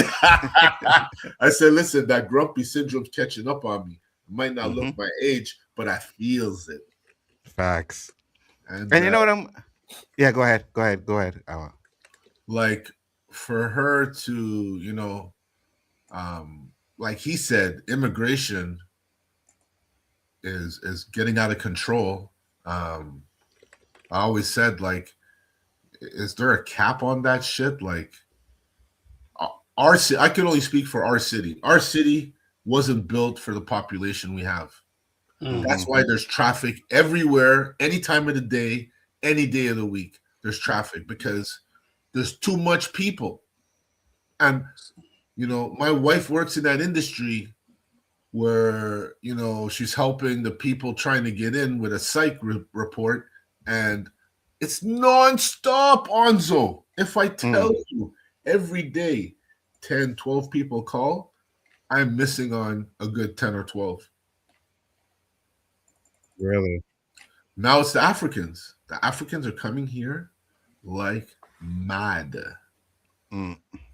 So, Roberto, I got a question for you and Nzo. Are they not expanding, or are they just building on top of whatever's there? They're building condos everywhere, unaffordable condos. But the infrastructure, our highways, like our main artery, which is the Cary, that was built nowhere near for this population, and they can't expand on it. Like Montreal's so small, they can only build up. I got you.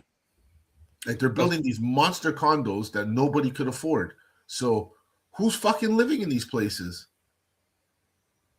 Well, that's the thing. It's like I say it all the time. It seems like, rich are getting richer, poor is getting poorer. It's going to be like those movies where it's just going to be the rich are living this high society and everybody else is scrounging for the rest of it. You know what I mean? Oh, for sure. It's already there, Nzo, if you really look at it, but we're distracted by other stupidities. Yeah. I mean, like you spoke about suicide earlier, man. It's like, if it's not a relationship stuff, it's work, it's money. And when the economists are saying you got to make at least 6 figures just to make it, who in the world is making that amount of money? Facts. So it's like, what do people, even who are older and younger than us, what do they feel like they have to live for? It's funny, Nerdman said this. Go ahead. I just say that's why JG is so easy to exploit people with these quick rich schemes, because everybody wants to be rich and not really work for it. 100%. Getting by. For me, rich would be I could travel maybe twice a year if I'm lucky, and I have zero debt. That's rich to me. Facts. But, 100%. You want this and that and this and that and this and that. I was there once, so I can't be a hypocrite, but the state of life wasn't like it is now. Nzo, we keep talking about buying essentials at the groceries. It's like I can come with seasons. The first time we talked about it, it went from $50 to $80. The second time we talked about it, I was spending $1 and change. Now I'm spending $1.50. Soon essentials are going to be $200 fucking dollars. Yeah, they'd already said that the prices are going to be going up on a lot of things. But that's crazy. I'm not buying steaks. I'm lucky I throw eggs in there. Eggs, milk, bread, butter. Man, I'm going to steal me a cow. That's what I'm going to do. All these cows, I'm going to steal me a cow, take it to the butcher, like let him do his thing. Danny's idea for, buying some chickens ain't seem so bad now, Danny. I'm telling you, bro. I'll do it. You know what I mean? I still got all my like all the stuff that I used to grow up my stuff, right? I still have my lights and my soil and all of that. I'd obviously get new soil, but worst comes to worst, I'm gonna start growing my own vegetables and shit. You know what I mean? Dude, I'm starting this year. With chicken and eggs, man, you can survive. I mean, I would hate to live a world without steaks and a world without bacon, but hey, bro, give me some chicken, land some eggs, I'm good. You know, eggs are like the one food that has every ingredient you need to survive. So if you got enough eggs, get some chickens, have enough eggs, you're gonna be fine. Yep. Facts. You also got to be careful too, because they high in cholesterol and stuff like that. You know what I mean? But better go work out. If listen, if that's what you need to survive, what's that? That's good fat. High cholesterol. High cholesterol. Growling belly. Yep.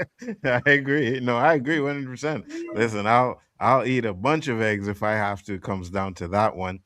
Nerdman said Trump straight illegally kidnapped the head of state of his country trafficking drugs. He said it's BS. So many South American countries funnel drugs to places. Is he going to kidnap them all, or just governments he doesn't like? Well, here's the thing.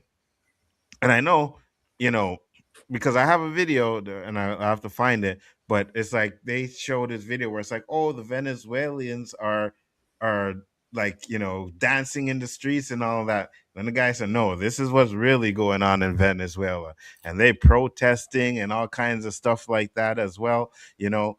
And Trump and just the American government alone likes to use this, a threat to society argument when they go in there, right?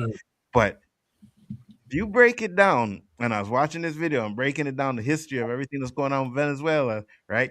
Exxon used to be the major gas company that, like, the one getting all the gas, Exxon, that was in there in Venezuela.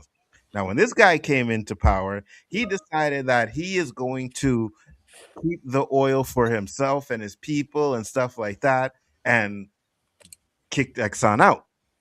That's why Trump keeps saying it's our gas, because Exxon will be the company that goes back in there to get the oil again. It's and you know what I'll do? Yeah. Go ahead. I just had a poof moment. Go ahead. It might come back. This reminds me of, you remember in Star Wars when Padme said, "This is how liberty dies." Yes. The Emperor was and all the stuff to cheer people on, and yes, Danny. All kind of ulterior motives. Yes, Danny. He is literally trying to get everything. Yeah, he's trying to get all the oil. Yeah, of course. Yes, don't care about the Venezuelan people. He just trying to get the oil. Trump is Palpatine without the force powers. 100%. It's almost like his Afghanistan in a way, right? Where we're gonna fight him there, so we have to fight him here. Type of thing that Butch was saying. You don't care about no drugs, son. You want that oil. You don't care about GreenLand. You want their all the resources they got. Absolutely. And I'm gonna show this video too here, because this video. Yeah, go ahead, Roberto. He says he's going after him because he's a drug lord and he's shipping drugs into the U.S., right? So if he's such a drug advocate going after, why did he pardon one of the biggest drug dealers in the world? Oh, yeah, the guy in Spain? Yeah. Yes. You're saying he was innocent and all that stuff? Like, this guy could literally be a hypocrite 2 days apart, and nobody does nothing, man. 100%. And you know what's funny? Because I was watching this video, and I was like, okay, here comes Stephen A. Let me hear what Stephen A. has to say. I can't even watch First Take anymore. And this guy was cooning like I guess there's a lot of money in doing what they're doing, bro, because he makes enough money on First Take to where he doesn't have to do that. But oh my Lord, like, probably told him, if you want to keep making that money. I actually think he has political aspirations. He did. I think he might too. I sure hope he did.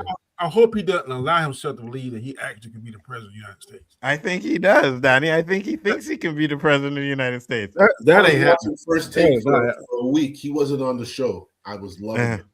And I don't know what show he came back, but I was upstairs and I heard his arrogant talking from upstairs. I came downstairs. I go, he's back. Turn it off. Right? I can't take him now. Like after I saw his rants, like who do you fucking think you are? I used to think it was Molly that got him on nerves. It's Stephen A. I can't take none of them. Like I used to be pro Shannon Sharp. I don't even watch Night Take now. I mean, me neither. Oh yeah.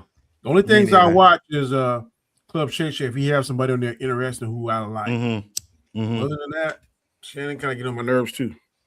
Yeah, he had Mike Epps on there, so I watched that one. I watched a little outtake of it, but he has the Mike Epps one because him and Mike Epps had a beef where they were talking about fighting back and forth, right? So they discussed that on the show. So I want to see that one. But other than that, you're right. I don't watch him either. You know what I mean? And I to be honest with you, I like Cam Newton more than all of them right now. To be honest with you, I can't look at Cam Newton because you're like a clown, man. I can't take nothing he says serious. That drives me crazy when you get the means and the access.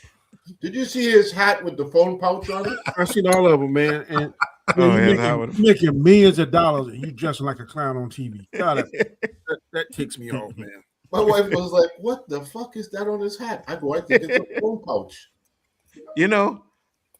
I can't lie. I've seen some of the stuff and not his clothes, but his hats. I didn't see the hat with the pouch on it, but some of his fedoras I like. I like some of his fedoras, I do. But yeah, when he goes a little bit too far, like I've seen him wearing bow ties and shit and like off colors and stuff like that. You get the hair sticking to the top of the fedora, it ain't cool. No. Okay, yeah, he does have that one. I don't like that one either, but he's had a few like ones that I like the one he was wearing when he did the Jameer interview. I like that one. Or if you're gonna wear a necktie, pull the collar down. You had the necktie, the collar still up, looking like you wearing a cape like Dracula or something. He's a clown. He gets on my nerves. RC with his stupid R tag on every jacket he wears. I like some RC stuff. Oprah Winfrey. Like he wearing them lime green and orange and stuff. I don't like but everything he wears, he has to have that R symbol on his jacket. Yeah, that's his logo, his brand. Oh, come on, man. I'm sure that's some tacky shit. I'm sorry, that's just my opinion. Oh yeah, I mean I don't like it, but that's what he's trying to do. He's trying to brand. Well, he's trying hard. Men's clothing suit line, kind of like what's the going with the Michael Strahan? Right. Michael Strahan got his suit. That's what he's trying to do. But different than that though, I like his vibe when he's doing his interviews with. Oh, and he did an interview with this chick from the show Baddies, like this trash ass show on one of those networks where they have black women looking like stupid and stuff like that. And you could tell in that interview is like he didn't want to do it. You know what I mean? Like there was tension between him and the girl through the whole interview.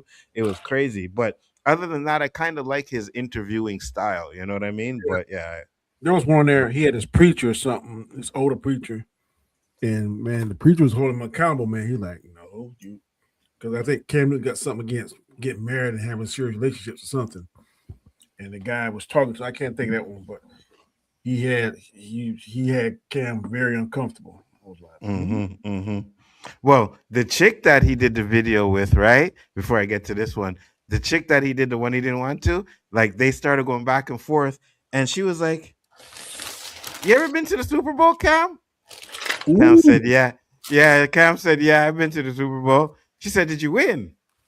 He said, "No, I didn't win it." She was like, "What? Come on, man. You're supposed to be the best in your position. You didn't win." She's like, "What happened? Tell me what happened. Was it the team or this?" And then he said, I fumbled. And she said, "Oh, you fumbled?" Like she knew. You know what I mean? She knew. But she was going at him hard. And she, throughout the interview, she was making little jabs like, "Oh, yeah, you're not supposed to fumble the ball," and this and that. Yeah, she went at him, bro. It was crazy. It was crazy. Who, Joy Reid? No, it was shit. I'll find the name for you. I can't remember what the name of the chick was, but let's yeah, let's see what this little clown has to say. No, this isn't a clown. This is I'm talking about Stephen A. Oh, yeah. No, this isn't Stephen A. I'll show you Stephen A in a second, but yeah, I'll show you that. But this is, I just wanted to play this video because this video kind of breaks down what happened with the Venezuela stuff, So Want to learn about Venezuela, I'm getting the board. Whoever said teaching wasn't physical? All right, people want to know about what's going on between the United States and Venezuela, but in order to understand what's going on today, you need to understand what has gone on before. That's why history is so important, guys. Come on. Which they're trying to erase. Venezuela and the U.S. I decided to do this chronologically because I feel like doing history metaphorically difficult. Number one, pre-1998. Pre-1998, Venezuela had a huge oil supply, actually biggest in the world, and the biggest stakeholder was a U.S. company called Exxon. Why is this important? Because of their huge oil supply in Venezuela, Exxon took it over. So the vast amount of profit, the percentage of profit went to the U.S. and Venezuela as a country got next to nothing. And because of this, their economy started to fail. And as their economy started to fail, guess what? A dictator waiting in the wings wanted to jump in and save themselves from God knows who. Oh, from the United States. How do I get steak and oil companies just taking over the entire world? Number two, 1998. That's not right. I hate it when I can't write numbers properly. Hugo Chavez was a democratically elected president of Venezuela. Now, once he got in, again, I say democratically, he started to push towards authoritarianism, and he started reducing the checks and balances of the democratic system. Side point, does that remind you of anybody else? He also started to rewrite the Constitution to solidify his dictatorial power. Parallels are really uncanny. 2002, a woman named Maria Machado, ignore how I said that, but keep that name locked in your head because she's going to be important later, created an organization called SUMAT in order to overthrow the Chavez government. Psst, who do you think was funding her operation? You guessed it. George W. Bush, President of the United States at the time, was funding her through the National Endowment of Democracy. You know what? People just make up names to mean anything nowadays. So through this National Endowment for Democracy, the United States funded Machado in order to overthrow Chavez. And when it didn't work, Bush said, "Not my problem, I didn't know anything about it." And she was eliminated from all political life going forward. And then in 2002, Bush was a very busy guy. Number four, in 2007, Chavez, reinvigorated with power and an authoritarian regime, decides to nationalize Venezuelan oil. Ruh-roh. That meant that Venezuela took all of Exxon's money, all their oil, and all their access to oil, and shifted the lion's share of profits back to Venezuela and left Exxon, well, not a lot of money. P.S. Exxon then sued and won $1.4 billion in a claim. But what kind of international police force are we going to get for Venezuela to be forced to pay Exxon? None. After that huge shift of economic power, Venezuelan oil dropped from 3 million barrels a day way down to 700,000 barrels a day due to corruption and, let's be honest, informal sanctions put on them by the United States because they just stole a bunch of their money from corporations. Stole might be a U.S. word, considering the oil was on Venezuelan land and considered a Venezuelan resource. But who's counting? The U.S. really does imperialism out of 10, don't they? Ooh, new chalk. Number 5, a guy named Madero, used to be the VP of Chavez, takes over, and he starts building an even stronger authoritarian government. I forgot the year. 2013. Obama calls the drug cartel and this particular regime a threat to democracy and national security of the United States. That's then followed by Trump putting on economic sanctions in 2017. Are you with me so far? This is about to get interesting. Interesting, I mean even more corrupt. 2025. I brought you right up to the present.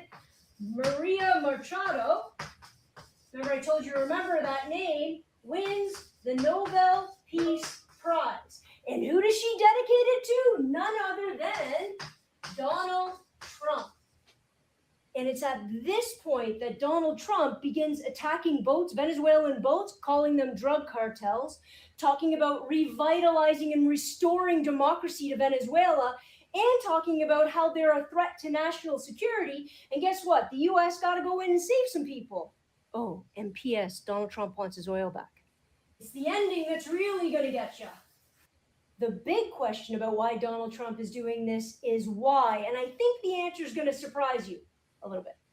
Number one, he is going to claim that he is going to liberate Venezuela. Guys, always be careful when the United States of America liberates anything, because usually it means they're going to take it. And he's going to install Maria as the president, formally excommunicated from all political life, but she's going to serve a purpose. Number two, Machado will then give oil rights back to, you guessed it, Exxon. 80% goes to them, 20% back to Venezuela. Everybody's happy and a new power is installed, but that's not the only reason this is happening. This last one's going to blow you away. Number three. Is it about oil? Absolutely. They want control of the world's biggest oil supply, but that's not the full answer. What the real answer is U.S. currency rates. Follow along, this gets tricky. Oil has always been traded in U.S. dollars, called petrol. And what that has served the United States in doing is solidifying, is stabilizing, is increasing U.S. dollars. Because if anybody wants to buy oil anywhere in the world, they have to use U.S. currency. It artificially inflates the price of the U.S. dollar and stabilizes the U.S. economy. This is the real problem. Because what Trump and the United States is really afraid of are BRICS nations. What are they? They are nations, they are countries that have gotten together and are starting to trade without the United States, especially oil, and not use the US currency as their trading denomination.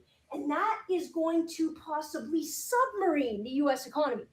So is it about oil? Sure, but what really it's about is about the United States being able to control the entire market of trade when it comes to oil, thus inflating and propping up the U.S. economy.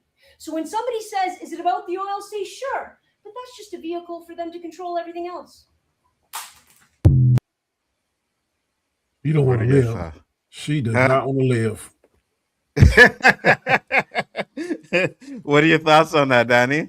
I just told you, she don't want to live. JG, what do you think? I agree wholeheartedly, 100%. Everything she said. And they've been talking about how the US dollar may be nothing for past, 20 years maybe? Mm-hmm. Maybe longer than that. So, yes.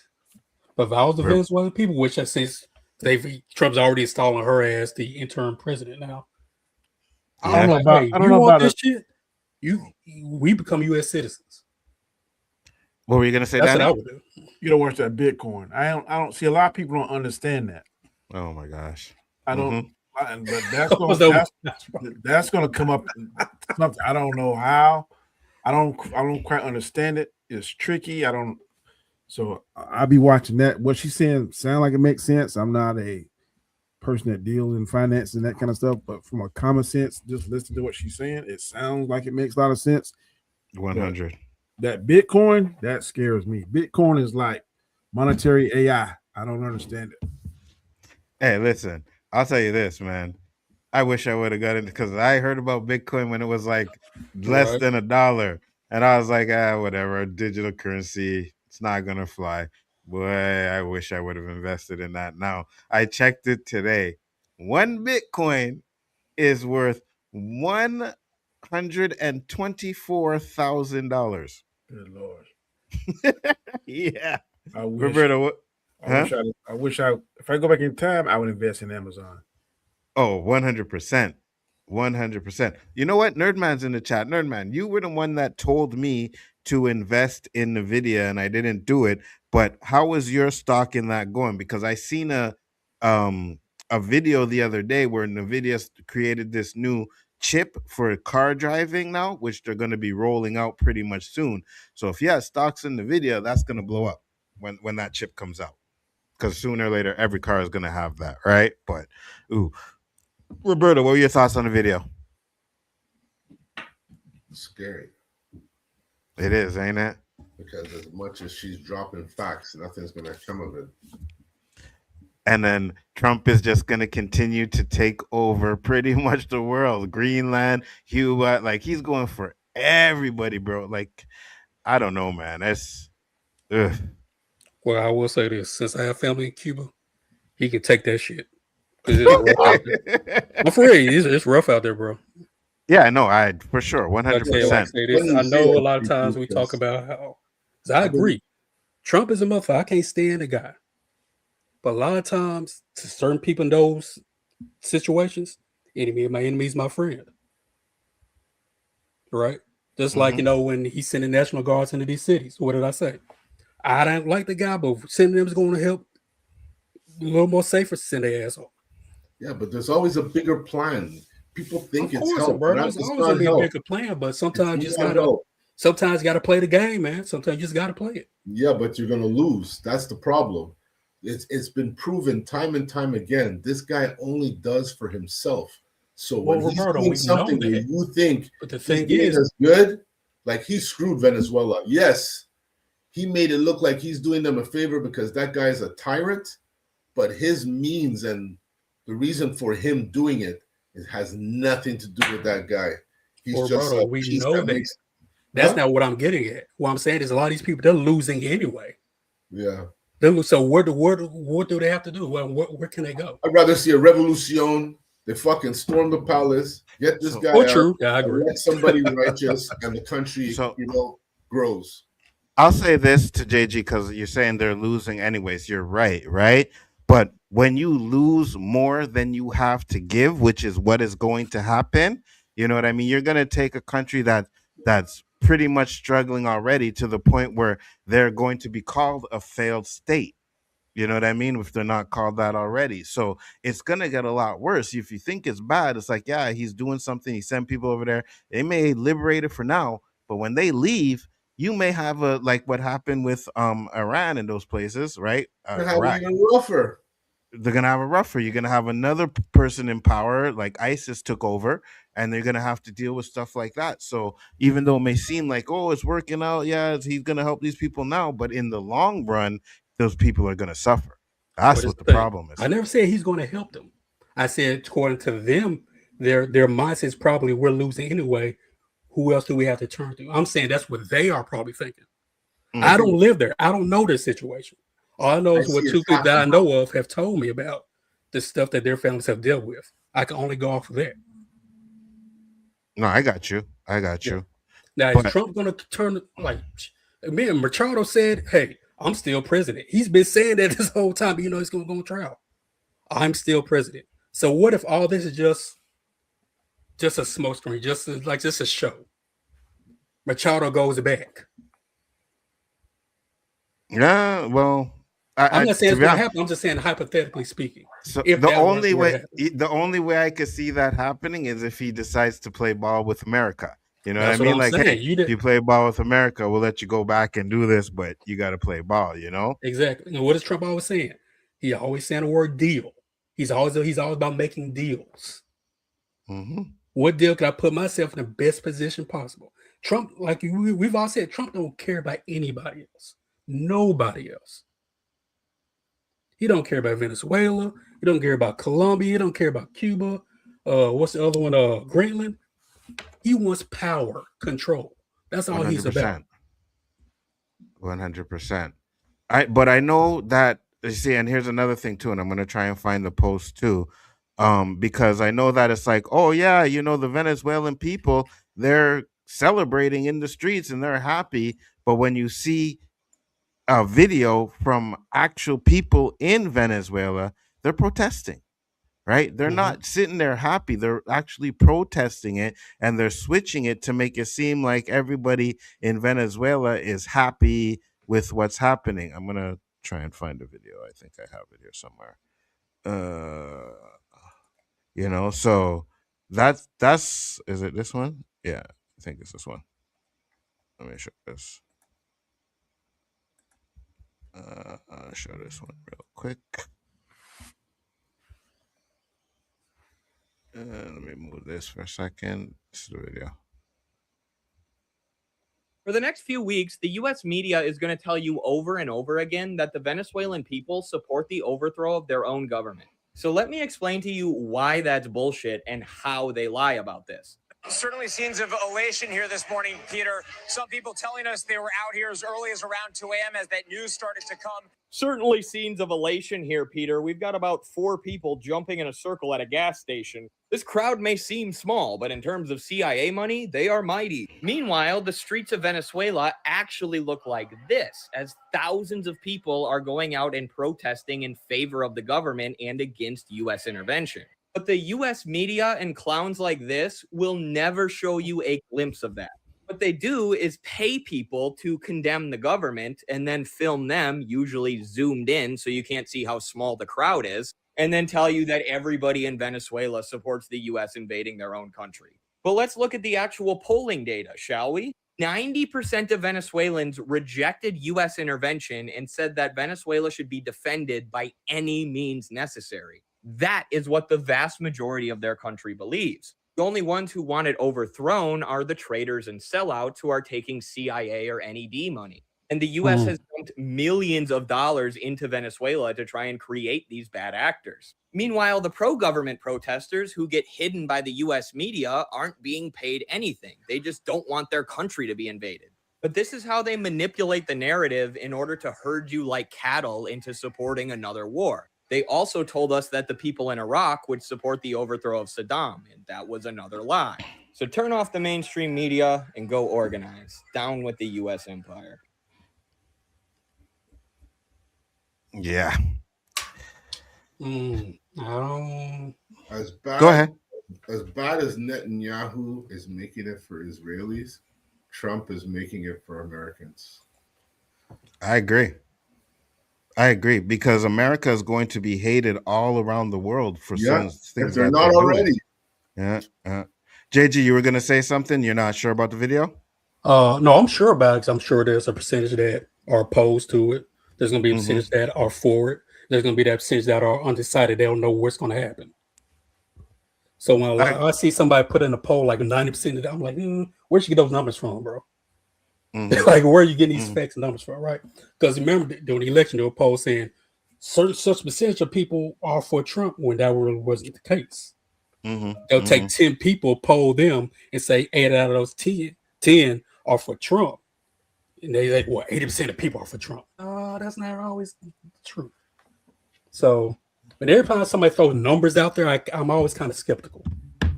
I agree with you 100%. When it comes to numbers, I do that. I say all the time, like, even though people talk about, they like to use statistics a lot, but I'm like, okay, but if you do a poll with people in America and then you do a poll with people in Canada, you'll probably have the same or a different perspective.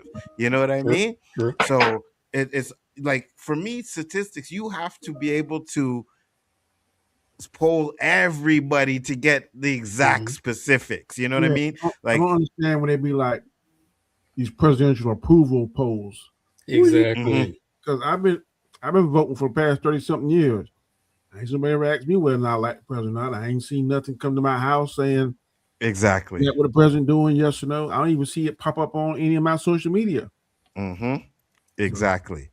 That's what I'm saying. It is so exactly right. So you have to take these polls and these statistics with a grain of salt. I 100% agree with you, right? And I'll be right there with you. Like, you're putting out numbers there.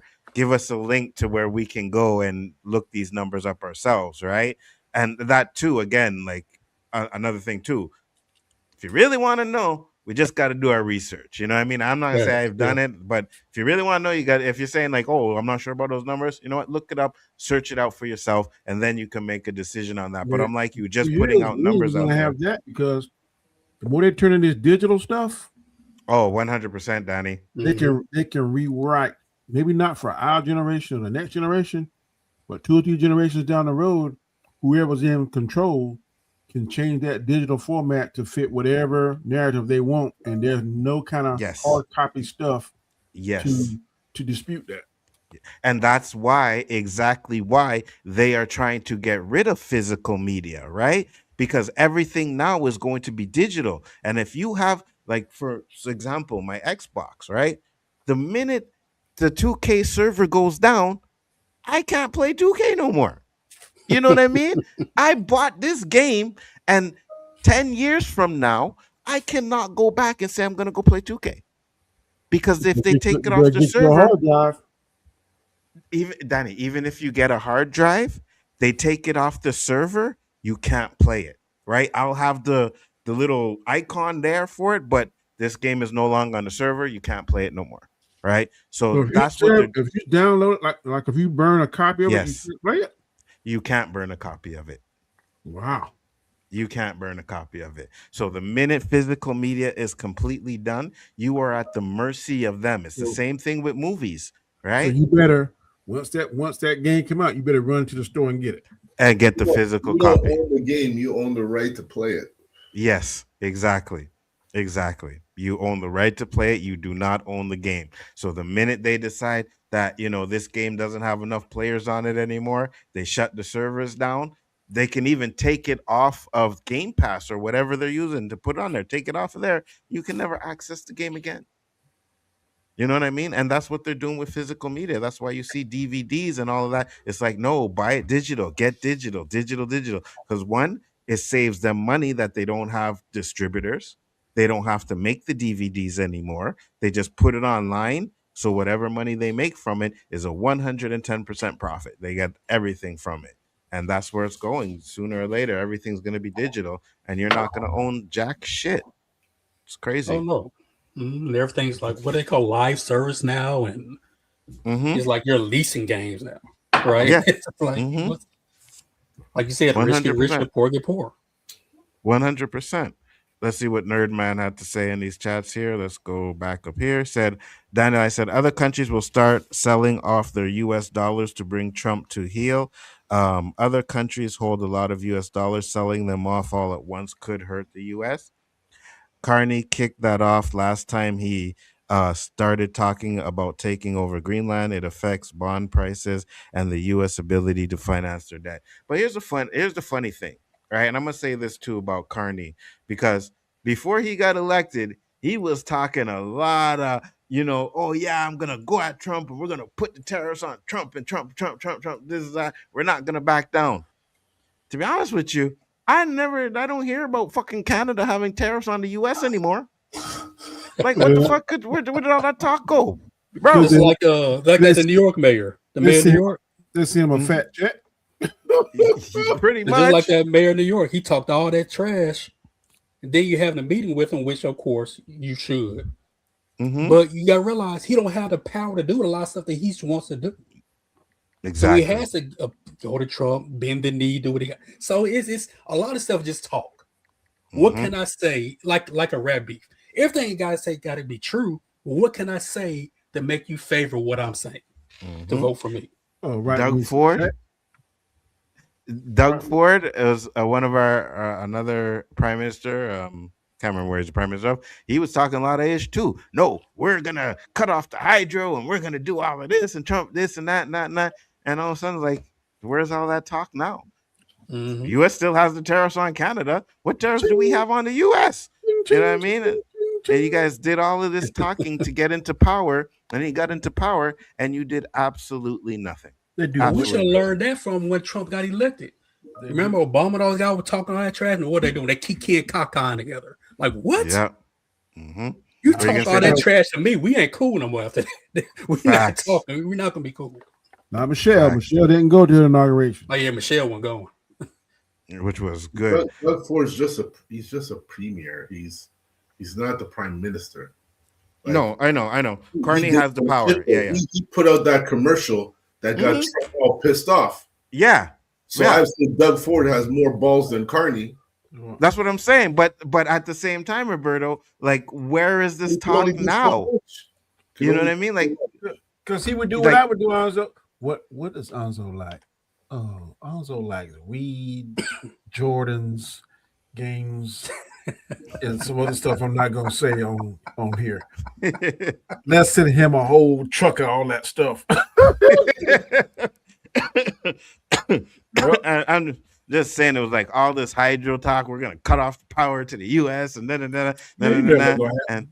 and they never did shit. You know, and we still got our tariffs on us, but maybe Dandelion knows a little bit more about that because I haven't really checked up on it after a while. I was just like, yeah, you guys, Carney, you did what you did to get in power, and then you hid your tail between your legs. I mailed some mail to you one time, boy, and I thought I had a tariff. I was like, good Lord, it costs this to mail what? Yeah, to Canada? Yeah. The shipping is crazy, bro. Trust me. They got to stop that. That's ridiculous.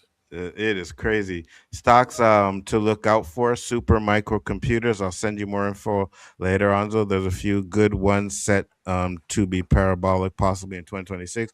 Power and cooling AI. I got you. I'll wait for you to send it to me.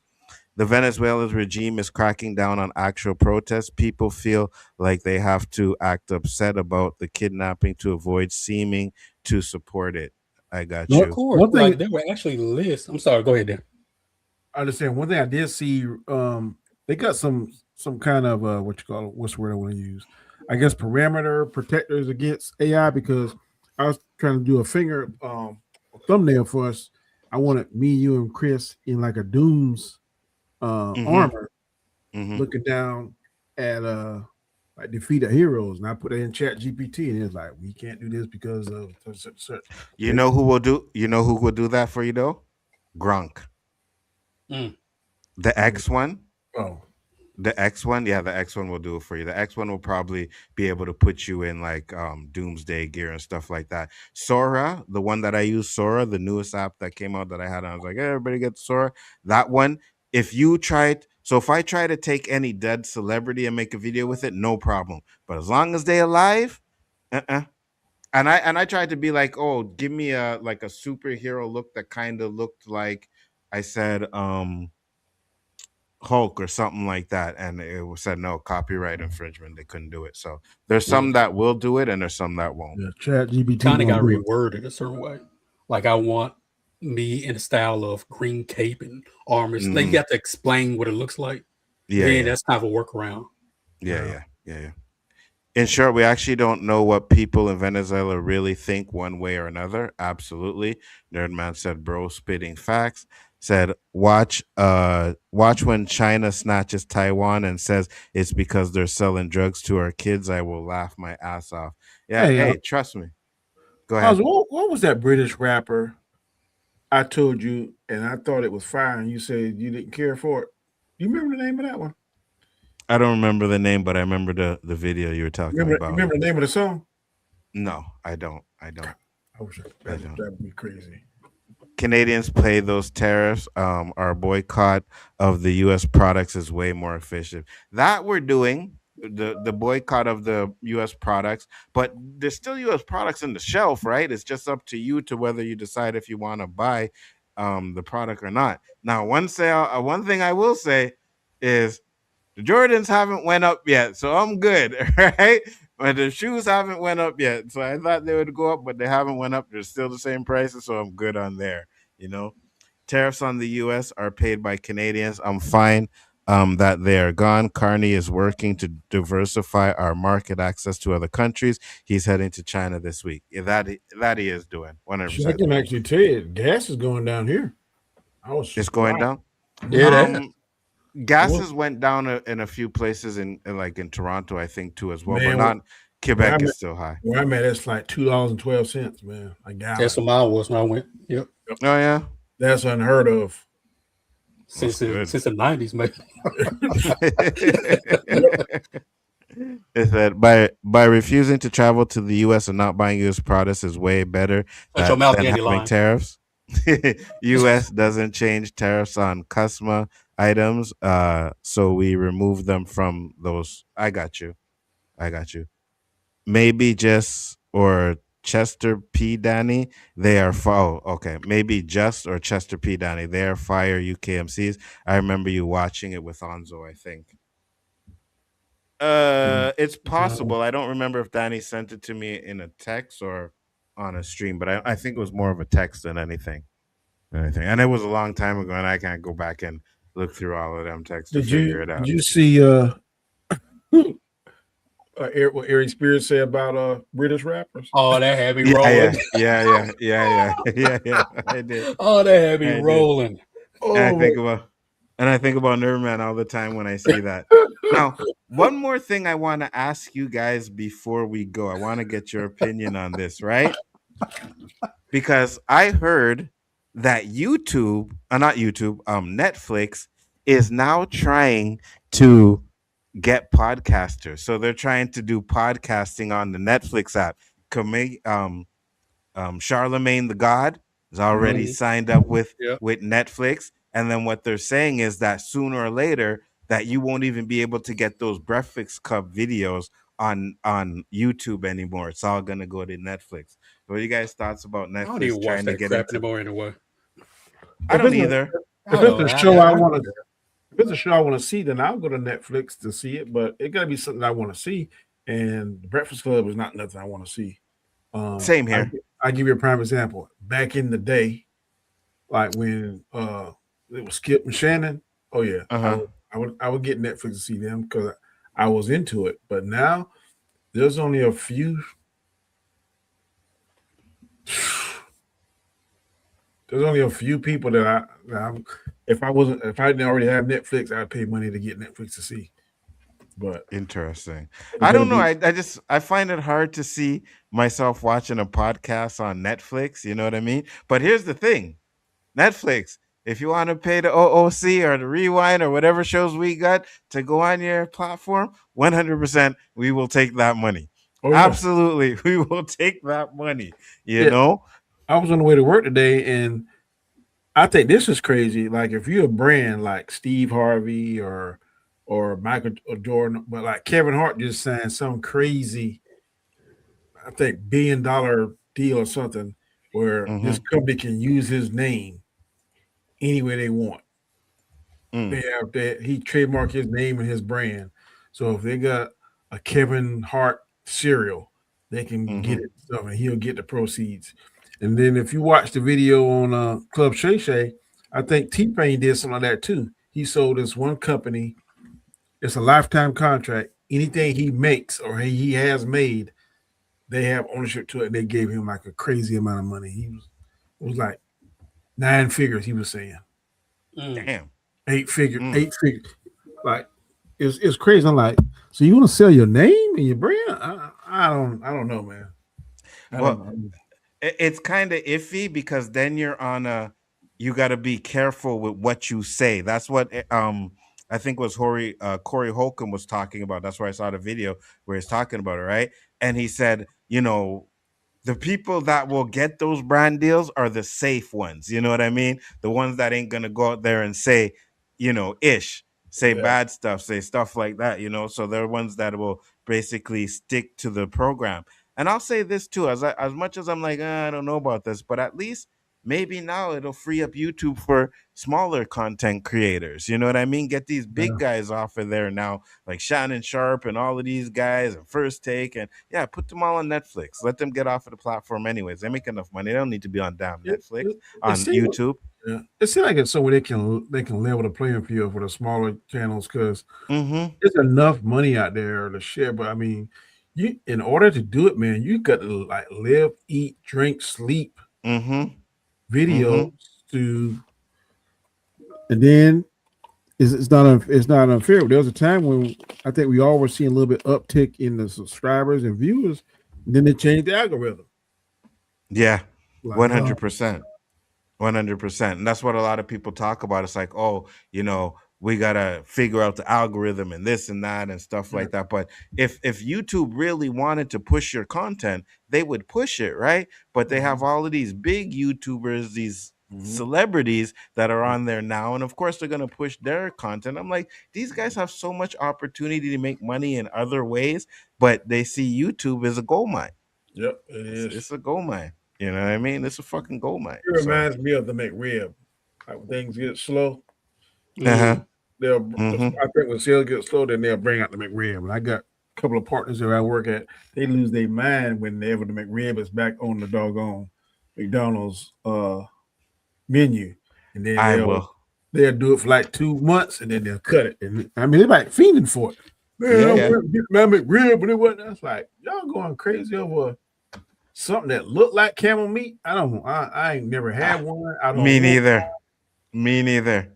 I was just about to say that I will never eat a McRib. Never. I don't know what the hell that is. That is not meat rib. That's not pork. You know, that's not beef ribs. I don't know what that is. I'm not eating. I got a couple partners, boy. Those suckers go. Like they will fight you, boy. If they go there and there ain't no McRib on the menu. What about you, JG? You eating a McRib? Damn right. Soon as they say it's out, I'm right there. Those 12 o'clock hit, 11 o'clock hit, I'm right there in line. I'm getting with a large sweet tea that got with it. Oh yeah. I am so glad we got onto this topic to close out. Roberto, are you back? Yeah, I was here the whole time. Oh, okay, good. Because I got this video we're going to show before we close up here tonight.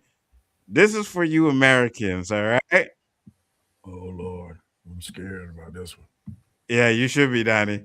You should be.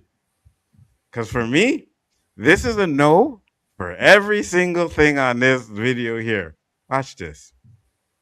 What the hell is that? Right. Stingray? That's a stingray. Oh, no. I know that's hell no. They were cooking the world's deadliest animals. Starting with lionfish. Crazy lion-like stripes. They have 18 venomous spines that cause excruciating pain, but the taste was mind-blowing. Rich and buttery, it was very similar to Chilean sea bass. Some of the best fish I've ever had. I'm shocked. Next up, bear. With some surprisingly clean white fat. Not only can bears attack you, but the meat is often laced with trichinosis, so made sure to cook it past well done. It reminded me of a flank steak and brisket hybrid. I like it. Next up, piranha. So technically this is pacu, a close cousin, and while rare, piranha attacks can happen when humans disturb their nests. With a strong flavor, it was super unique. It's like nothing I've ever had before, but I do like it. Next up, pufferfish. Easily the one I'm most worried about. With enough venom to put down 30 humans in just one fish, please do not play around with this one. Absolutely not worth the risk. Next, jellyfish. With thousands of tiny venomous harpoon-like barbs, they're responsible for 100 deadly attacks a year, and they taste great in a cold, tiny salad. But for some reason, the one I made today was not great. That is extremely fishy. Believe it or not, deer are extremely dangerous. I was like a deer in headlights when I learned that there are 1 million deer vehicle collisions per year in the U.S. alone. Clearly, they're way better on a dinner plate than on the road. 10 out of 10. Believe it or not, buffalo are one of Africa's most deadly animals. Weighing up to 2,000 pounds, they're apparently super aggressive, but the flavor is deeper, earthier, and even more rich than something like bison. So juicy. Next is bees. If allergic, their sting can lead to anaphylactic shock. I slow cooked this fish in hot beeswax with shockingly good results. Super juicy, almost like it was sous vide with a really unique flavor. It's like floral. Next up, crocodile, or alligators in this case, which apparently can be extremely aggressive. Oh, yeah. I mean, honestly, even buttermilk brined then fried up. This one, for some reason, came out very dry. It's so hard to chew. We've arrived in nightmare fuel territory with scorpions. And of course, we got 3 varieties to try. It's crunchy chocolate and it's gross. Next up, coyote. This is the ribeye. Decided to try a traditional Korean style soup, but even the strong spices and flavors could not be excessively, and I mean excessively. So you might eat a dog. You don't eat tender and it sucks. Next up, snake. With 5.4 million snake bites per year, they can be extremely dangerous. Brined, breaded, and fried, and this was absolutely not it. This is actually inedible. Snails. While they might look harmless, they can be a host for some severe toxins, which is why it's critical to cook them through. But when done right with tons of butter, there's nothing better. Kind of reminds me of like a scallop almost. Believe it or not, the most deadly animal in the world is the humble mosquito. Apparently in Africa, they're sometimes turned into mosquito burgers for their high protein content. Though, needless to say, it was not for me. Today we're cooking the world's deadliest animal. No. I can tell you when the shower down, I've eaten deer before. It is good. It is delicious. Hey, Mama Bear, what's up? Go ahead. I had buffalo before. It ain't bad. It tastes a little gamey. I've had alligator before. Yeah. Other stuff I might try the piranha. That's the only thing. But the rest of that stuff, I'm too scared of that. There ain't no way. Roberto, toxins if you cook it right. What happened if you cook it wrong? No. That was a lionfish. No, it was like 2 or 3 of them. They said toxins, like it's toxins in it. If you they said that. Yeah, the lionfish and the pufferfish. Yeah, but so if you eat it wrong, what's going to happen? It can kill you. Exactly. I don't want nothing that's going to kill me. I'm good. I ain't trying them. I'm saying the piranha ain't got nothing poisonous in it. The piranha didn't. Yeah. Roberto, is there anything on that list that you would try? I'd become a vegetarian. Facts. Man, y'all got elk burgers at y'all store. We've already looked it up. Who's y'all? You had the moose. It was a moose. It was a moose. Had the moose. You're talking the dandelion. You're not talking to us. No, it was at store Montreal. We looked it up. It was a moose. Because it's there doesn't mean we're eating it. Exactly. Hey, I'm glad you said you guys eat crocodile. Just because the alligator is here don't mean we eat it. We have but you do eat it, Daddy. No. We tasted it one time. We like we eat it. That's it. But you said it's good. That's moose, elk. I'm eating both of them. I don't care. I'm tearing it up. I've tasted alligator one time. I gotta have alligator. The things I got to have pig. I gotta have pig. I got to have a cow, and I got to have a chicken. I don't have to have no alligator. But if it's good, I don't see why you wouldn't order it again. You know what I mean? Facts. I ordered it to try because I never tried it. Well, it was an alligator sausage. If I'm starving, I'm eating everything on that plate except that mosquito stuff. So JG, you would order. Yeah, you would eat every. I wouldn't eat the mosquito, and I wouldn't eat the coyote. Everything else might be in trouble. Nah, I'm good. I'm like Roberta. I ain't saying hungry. I'm saying starving. Yeah, I'll try to find some lettuce. I ain't doing wow. Yeah, the stranger and all of that. Yeah, no, I'm not doing the snails. The snail. Oh, people eat snails just right. Yeah, nothing. This man said a mosquito burger. How do you make a mosquito burger? Giant booger he squished and made some vinaigrette salad. What the fuck was that? It looked like a giant booger, man. He cooked something in what was it? Bee butter or something? He said, it was a beehives. No, beeswax. Something beeswax. All I gotta say is, you know who was doing it? It was white people. You see no brothers on there. That's all I'm saying. Facts. I know I wouldn't eat a bear because bear got some kind of. I saw this on one of them nature shows. Yeah, some kind of parasite that grows in it. That's what he was talking about, the bear. Yeah, that's what he's talking about. You see that video with the bear with all the worms coming out of his ass and all that stuff? I ain't touching that. I don't want to see that. I ain't no bear. But yeah, we're gonna close it up, get through these final comments, and then close it up. I see you in there, Mama Bear. Thank you for popping in. Much appreciated. He said, "Yo, Nzo, I gotta go in a minute, but again, sorry about your brother, bro." That's being said. Prince Nzo. He called me Prince Nzo. I kind of like that. Stick to that, you know? Wow. Back to trolling next. Troll City next time I see you on the O.O.C. I'm coming back in 2026, brother. Yeah, well, you can keep your ass away because you haven't been around for a while. So you got that ladyboy date. That's why he happy. You got the ladyboy date on the way. Said happy New Year to y'all. Happy New Year to you as well. Apparently, the McRib doesn't contain rib meat at all. It's made from less. I don't care, Dandelion. I'm still eating it. It's good. No, I'm good. Roberto, McRib, you like it? Hell no. Exactly. I remember when it first came out, we tried it, and I was like, "What kind of meat is this? It's Why good. does it look like there's a bone? There's no bone." Facts. It fills my appetite. It's good. Fries, large sweet tea. I'm good. I'm good. I never. You hate barbecue sauce? Oh, really? I hate barbecue. I love barbecue sauce. I do too, but I'm not eating no McRib. Definitely, I am. I eat 2 of them right now. Basically, hot dog meat. Absolutely. McRib could be pig butt. I'm still eating it. That's burger. Tastes good. We don't have it here. You're nasty. Switch you in butter, man. I swear this dude is. You said lions don't. You said butt tastes good, but yeah, he likes pig butt. Big butt. Facts. Oh, no. Said lions don't have stripes. That's tiger. They call them lionfish because they will flare up the fins to resemble lion mane. Got you. The dude in the video said the stripes made them look like lions. I question his knowledge of lions. Fair enough. What's up, Mom? Oh, yeah, that does make sense. Moose. She said moose is delicious. For yes. who? Yes. I never had it, but I'll show tear it up. Absolutely not. Happy New Year, stranger. Thank you for popping in. Much appreciated. The only mousse I'll eat is chocolate. Facts. 100%. Said no bugs, thank you at all. Said I'm not that white. Yeah, exactly. We know you have to be white for that. Yeah, definitely. We know you ain't that white for sure. Sorry about your brother, man. Appreciate you. Much appreciated.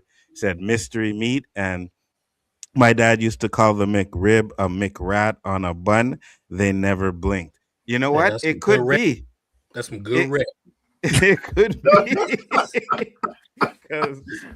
I'm glad I never tried it, and I'm glad I never tried it, and I'm good. No, I don't want that either. So let me ask this, because you remember I told you I wanted to bring back this segment.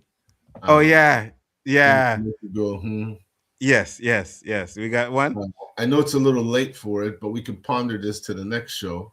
Go ahead. I saw this little skit about the slogan at McDonald's, serving 64 million something burgers, and 64 million people a day. And if you think about it, who could supply them with enough beef, let alone all the menus that serve beef? That much beef. What kind of fucking meat? And what did you say? Serving 64 million burgers a day, even though they sell chicken and whatnot, rather than people, and make you think, hey, are they putting people in that fucking shit? Thinking too deep. Well, you know what? What? Big Mac don't taste the same as it did when I was young. No, it doesn't. Taste buds didn't change. You put that McRib on that thing too, I'll be 64,000,001 because I'm getting it. I love the McRib. Listen, I'm right there with you, Roberto. I had a craving the other day, and I was like, you know what? Let me go get some McDonald's, and I had some, and I was like, yeah, I'm good. This does. Big Macs are smaller. They don't even taste the same. It's like, nah, they don't. I can't do that anymore. I love the quarter pounder with cheese, man. I looked at that shit. It looked like it was the one from the commercial. Plastic. I'm telling you, man. Seeing that shit sit for 2 years and look the same. Facts. You still eat McDonald's, Danny? Say again? You still eat McDonald's? I sure do. I had a double quarter pounder the other day. Yep. I don't eat as much. There was a time I used to eat it quite frequently, but now and I'm kind of weaning on myself because they cook the fries so soft now. I'm like, my fries cook hard, so I don't eat as much as I used to. Facts. But I'm telling you, and for me, that sausage McMuffin in the morning. That's the last thing I will ever eat from McDonald's is their sausages. That's the first, second, third, fourth, and fifth thing. Hell no. That thing's so good. Oh my goodness. Hell no. Yeah. Serving 64. Oh my god. Serving 64 million a day. Also the OnlyFans slogan. Facts. You're gonna make me take a break and get one now. Get a hash brown, boy. Hash brown. Was that Roberto? Take a break and get one now. You guys ever touch OnlyFans? Because I don't know what it is. Yep. Quit lying, brother. You know what it is. Why am I lying? You looking for a friend? I said it. Look, I said in 2026, I will get Roberto to cuss me out at least once. I've never. You can check my history. I have never typed. I don't. Is it a .com, a .co, a I don't even know. Which Roberto? But I said myself in 2026, I'm gonna get you to curse me out at least once. JG, you do have a partner in crime on that one. I have went on there a few times. Never paid for anything. Can I ask you a question? Yeah. Is it like back in the day where you have all those windows and you see the girls and you want to see more, you click and you go in a room? Is that how it works? No. It's like a Facebook page for that, right? So it's people that have their own page and then they put content up there that you could pay for. Sometimes they have free content up there, but it's mostly them doing sexual stuff. So, yeah. I don't want to incriminate Danny, so we'll keep the silence. I ain't never been on OnlyFans. No. No. So it looks like there's two of us, Danny. I don't hear you now, JG. What happened? You know, Danny been on there before he started. When he was back, you know he was on there. Oh, listen. Listen. Danny can't even front. Before he found Jesus, my Lord. I was supposed to tell you, yeah, I'm sure it was. But how often are you? Every now and then I might send you something like. But there was a time when it was like every day, 4, 5, 6, 7, 8, 9 times a day. I wanted to send you one too, right? It wasn't really bad. It was just a funny one because I'm gonna play it on here. I'm gonna put it on here one night before we go. Let me tell you, I even deleted Fit Little Devil. I was not. Oh no, I was not doing that. I was not doing that. Look at you guys. I was not doing men's that. club that I didn't No, join. sir. Fit Little Devil. What is that? What is that? Trust me, Roberta, you want to stay away from that one. Yeah, go on YouTube, JG, and type in Fit Little Devil. Okay, hold on. Let me look at this. And type in Fit Little. Oh yeah, Roberta, you like it too. You do. Yes, sir. Yes, sir. Yeah, man. You go on one with she modeling like bathing suits and stuff. Oh my God. That's what I'm looking at. Yeah. Hey, where did it go? Hold on. I had to delete that boy because she was. Whew. Oh, that's tiny compared to what I've been looking at. You be looking at unfit Little Devil, huh? Yes, that's softcore compared to what I look at. All right, so this is the one I wanted to send this one to Danny because Danny would always talk about a certain word, right? And I found it kind of funny. But watch this one. Where is it?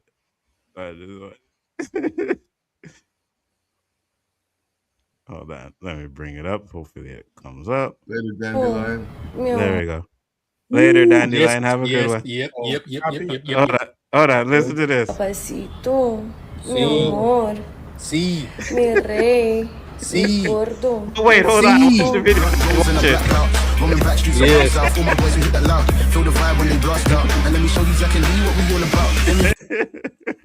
Just how fast I be running shoes in a poppy. That's why I had that one because I remember you always telling me that the poppy word was like, oh my God, kryptonite, right? So, Roberto, what'd you think? It's the first time I seen that man run and understand why.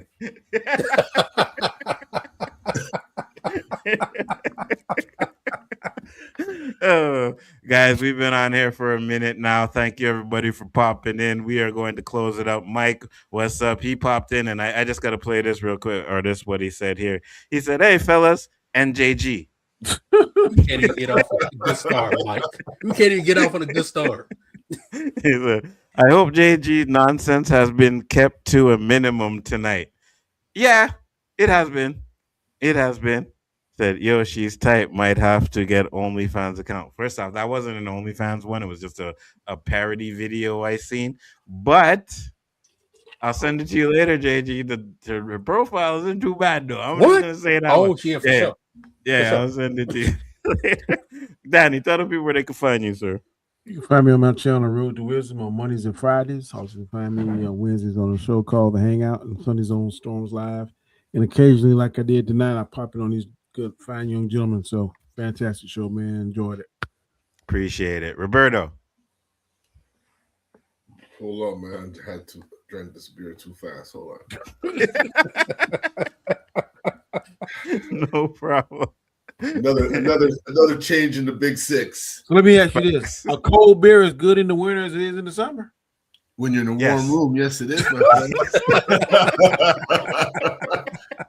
Danny, I'm telling you, I said this year I'm going to take it easy on the beer, but for whatever reason, I have to have a beer for this show. Sometimes I get a backup because the first one goes down so fast, you know? Yeah, for real. But I feel like I do no wrong if I'm having a beer once a week. Come on, man. Oh, no, 100%. Man, my wife, she telling me, man, there's nothing better on a hot day. And a cold beer. That you are sick.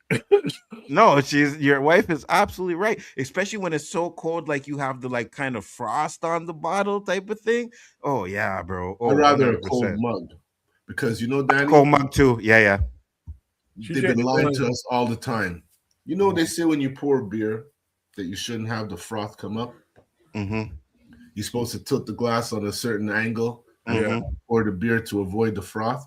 That's how you keep all the yeast in the beer. Mm-hmm. That's why you get bloated after drinking one beer and you're burping and belching too much. If you pour that beer like straight up, just pour it and let all that foam come up and settle, and then pour the rest of your beer, you drink that beer and you tell me if you feel the same way. Wow. I learned a trick, man. That's why I started drinking more. Because I wasn't bloated. He said, please, we're Canadian. We'll walk in a blizzard for an ice cap. Yeah, 100%. 100%.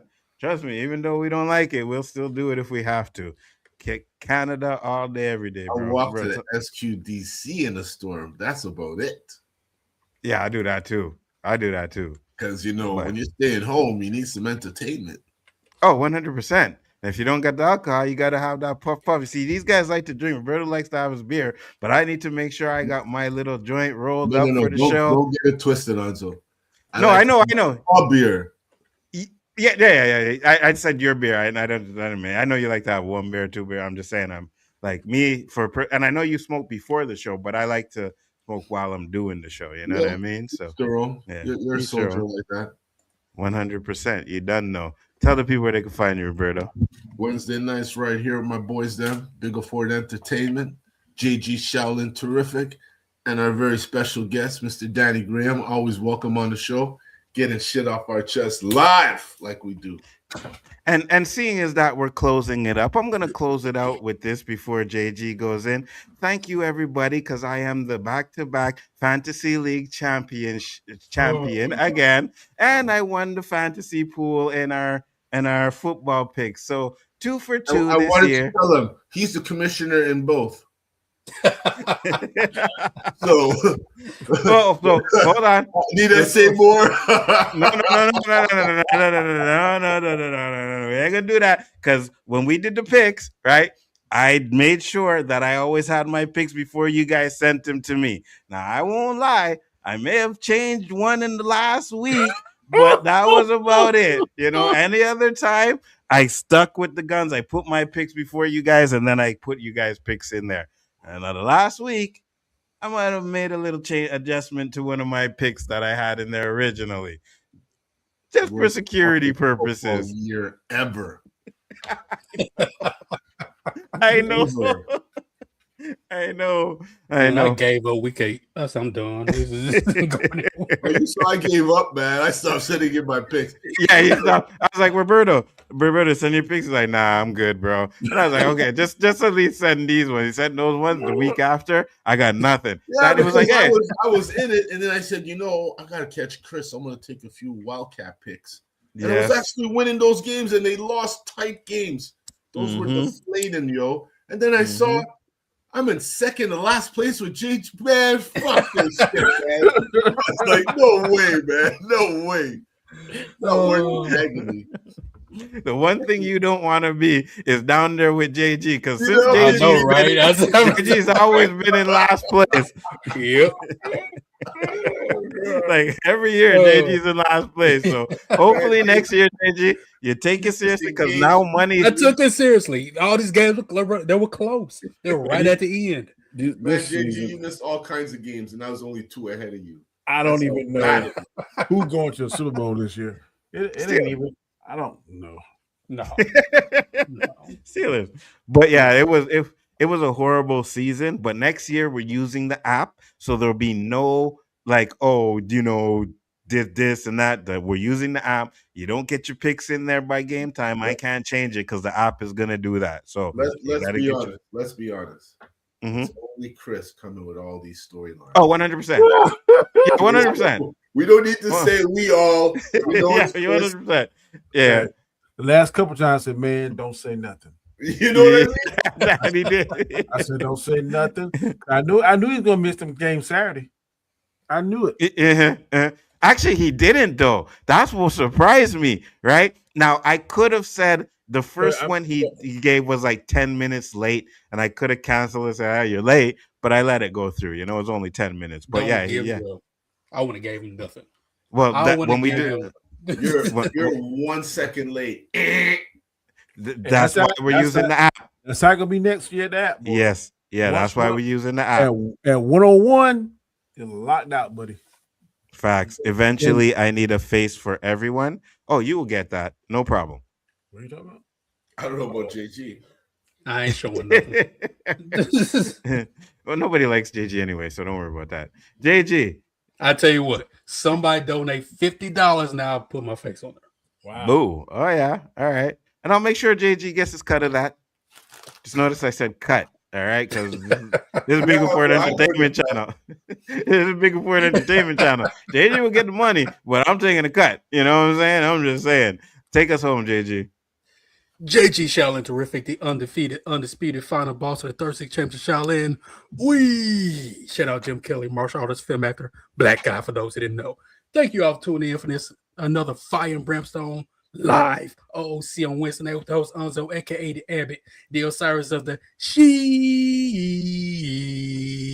It's Mr. Salad, the Profiling, the Spliff King, the Professor of Gunja, alongside his co-host, her brother, aka Miss Wanda, aka Nojo, Mr. GQ, Mr. Benjamin Button, no woman, no cry. That sounded like a scooter. And of course, last but not least, the amazing, the outstanding, the charismatic, always here we go. Dr. says the illest because he suffers from that realness. The man who can turn any pauper into a prince. Simplify himself, stand up, get on your feet and salute. Are you not entertained by the road to wisdom? If you smell what Danny's cooking. You know, Roberto, JG like stutters a lot on our stuff, but Danny's was like perfect, right? Like he just was like right in with Danny's. And be a hater, man.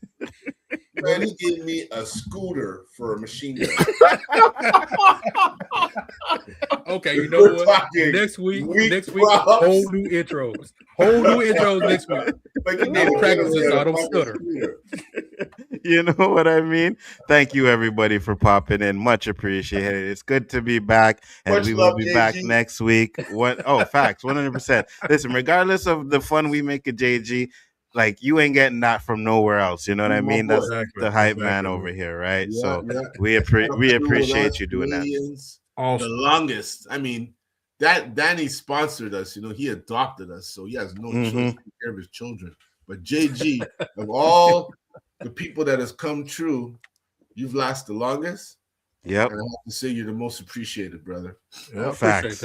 Appreciate Facts. Facts, 100%. You know, but we still gonna rag on you every now and then. You know what I mean? We still gonna come at you. I expect along with Mike and the stranger, who I think's the same person.